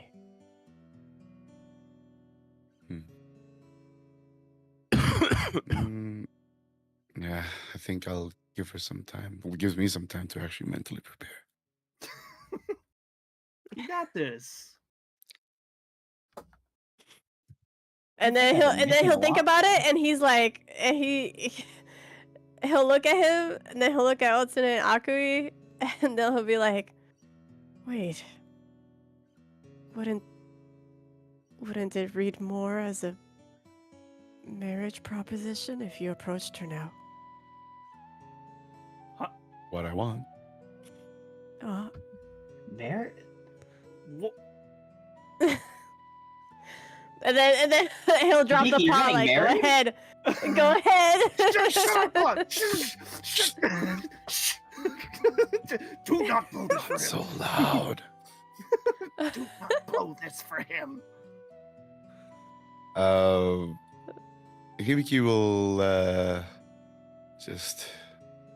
It's been on the mind, but with everything that's going on right now, perhaps it may be a good time. But better late than never. Genza's giving him like It's never too late. the double thumbs up. he's returning the same kind of enthusiasm, like, yeah, go, come on.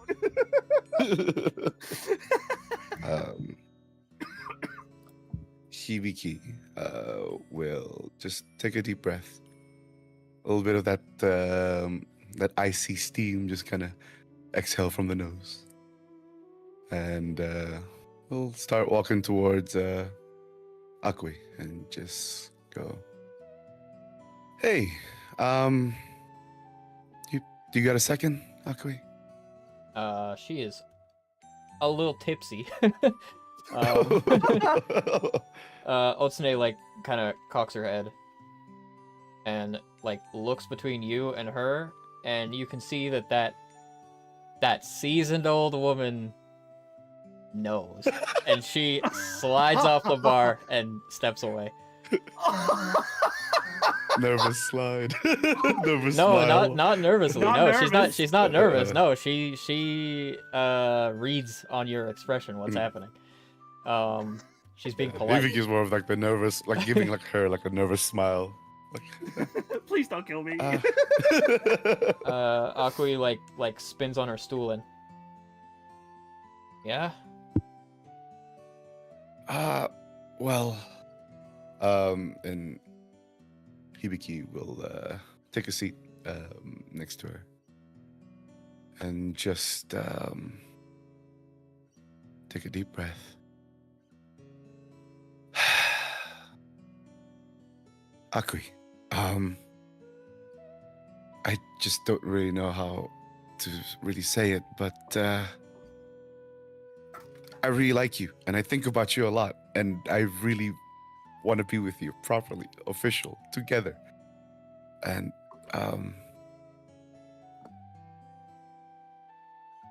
I just wanted to ask if you would like to be with me and spend the rest of my life with me. You are so stupid. And that's why I like you, Big Blue.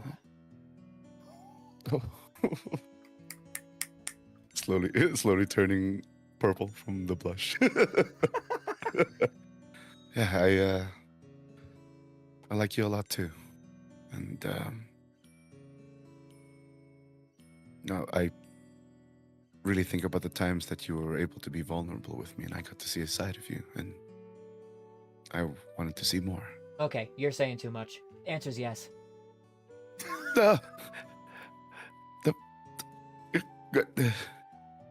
Great. As Hibiki's just kind of looking left and right, darting his eyes towards Genzai and the group.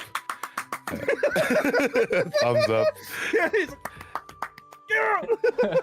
Flower looks at you and what happened? I think he's getting married. Biki's getting married. What? Yeah. What?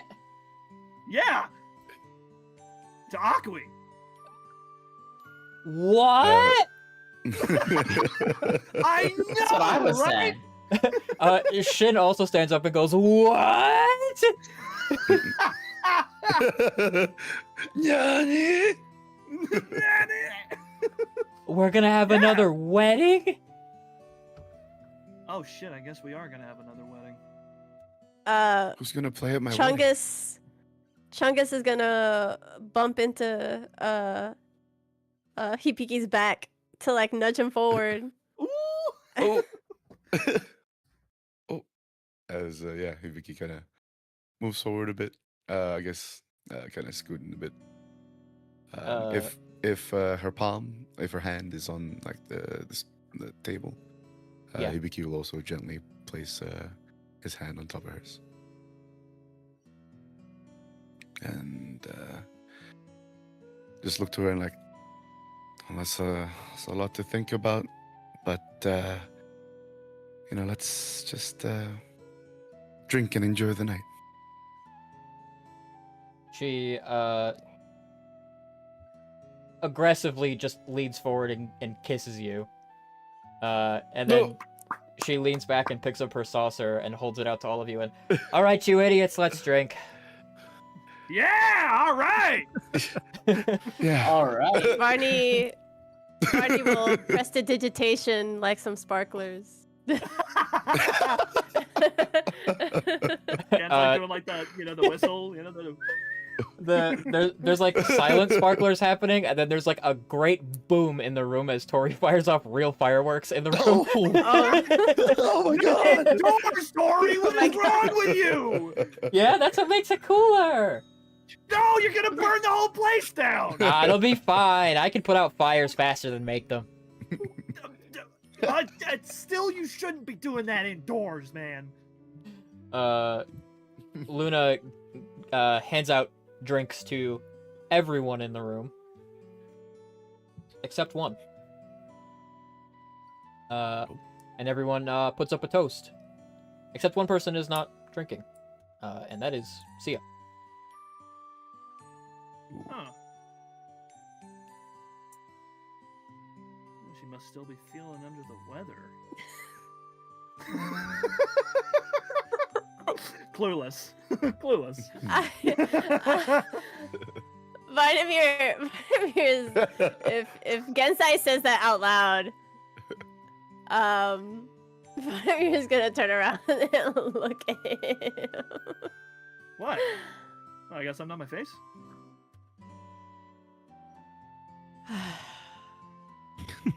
What? Am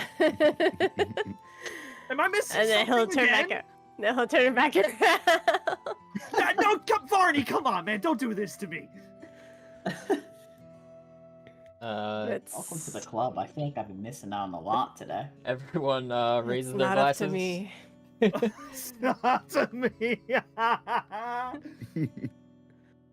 Heiki looks at you, Vardimir, and says, "Yeah, it's up to me. Us? All right, now I'm just doubly confused. Are you guys getting? Wait, no. You guys are. They're already married, you idiot. Yeah. No. He looks embarrassed. You've never seen Heiki like look that way before. Oh god. Oh, that is a weird. Oh no! What are you, God what are you- blow it! what are you doing with your face? Never seen that look on you before. Cio has like a awkward grin and says, we're having a baby." What? What? A baby. Oh my god, that's why you were and oh.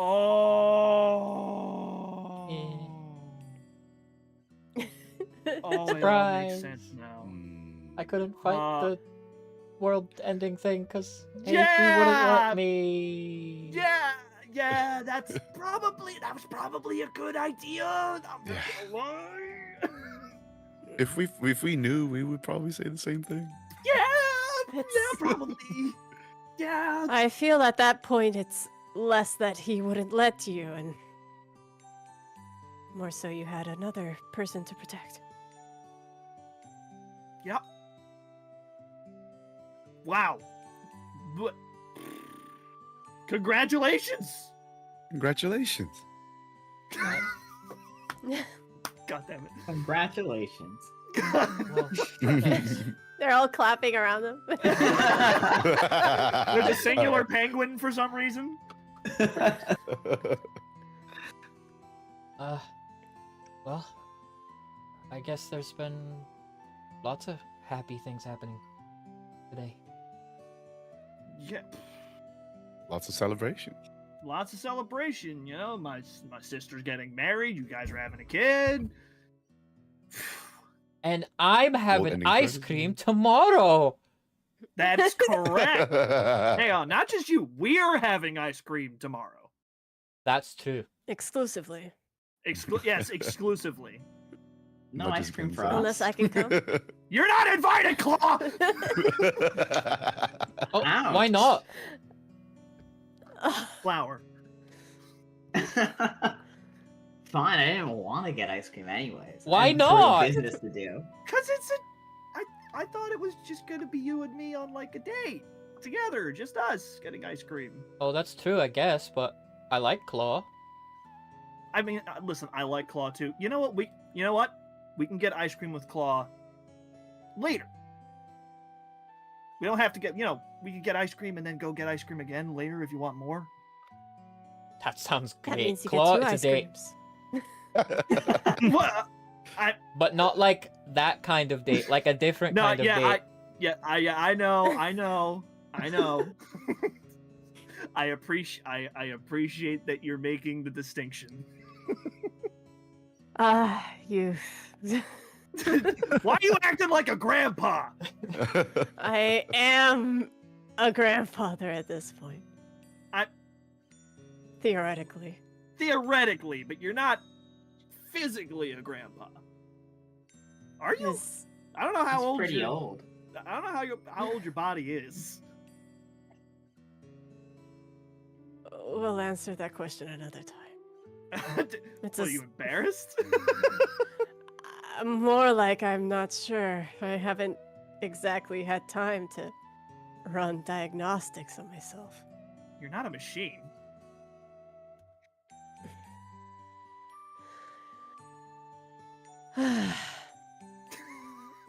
I suppose I'm not. I'm just messing with you, Varney. Oatsune good. nearby sips her from her saucer and goes, youth. See now that makes sense. Like I expect that from her.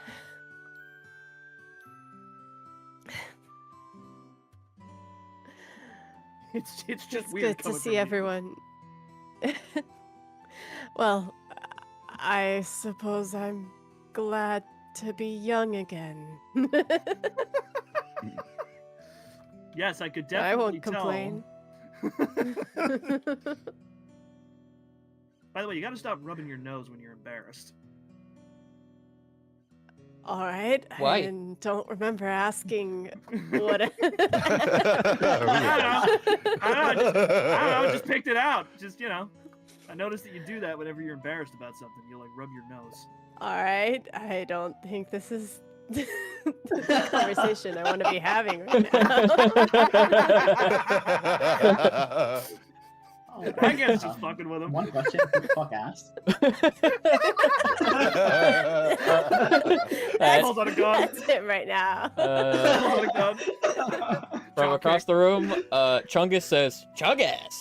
And that's what we're gonna end for tonight. Yay! Good job, everybody. We It's did it. official now. Several things are official now. My goodness. Oh yeah. So many Oh, official yeah. things. New chapter, baby. New chapter. Yeah, Fluffles is officially double dead. How about that one? I hit you. I hit you. Have a splendid evening, everybody. Thanks for coming out, guys. I appreciate y'all hanging out in chat. We're having funsies, winding down, doing some fun stuff. I got more fun stuff planned for this. Actually, I am grateful that a wedding just got planned because I was like, I need to think of some content for this story arc. Now I have some. Thanks. Oh yeah. All right. I gave you a whole festival, dog. You gave me what? There's Oh yeah, no that's way. true. You're right. That was We got a festival. There's no way we have another dragon crash another wedding, right?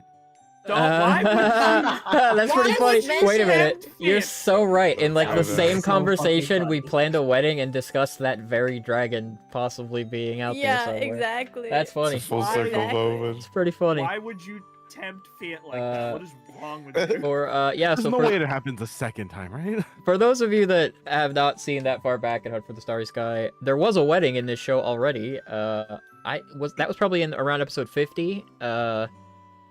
Shin and Luna got married, and the Fatalis that we've been discussing showed up and destroyed the whole city during the wedding. And we have been talking about that. Fatalis was just upset it wasn't on the guest list, man. That's true. Well, You're now totally right. now that just means that we have to deal with the dragon before the wedding. Wait, hang on though. So Fef will be on the guest list. We're fine, guys. We're fine. We He's are this time. fine. He's We're invited. good. He's invited this time. He's invited. It's like a Sleeping Beauty situation. You didn't invite the Maleficent. evil queen. Yeah. Oh no. Well, we will be back next week for episode 121 and a continuation of good times. I appreciate everybody for coming out. Genki, good to see you. Steel, Ventoj, Crow, good to see you. Good to see you. Good to see you. Susano, saw you too, homie. What up? Hope you guys are doing okay. Hope you had a good time. We'll be back next time. Dragon made sure it was eventful. Didn't want a being too standard. I'm sure we made all of those jokes at the time. I know we talked a lot about that funniness. Yeah, that was a time. A lot of the status quo of the story was created by that moment, which is interesting. So yeah, we'll be back next time, 1 week from now, same time, same place. Have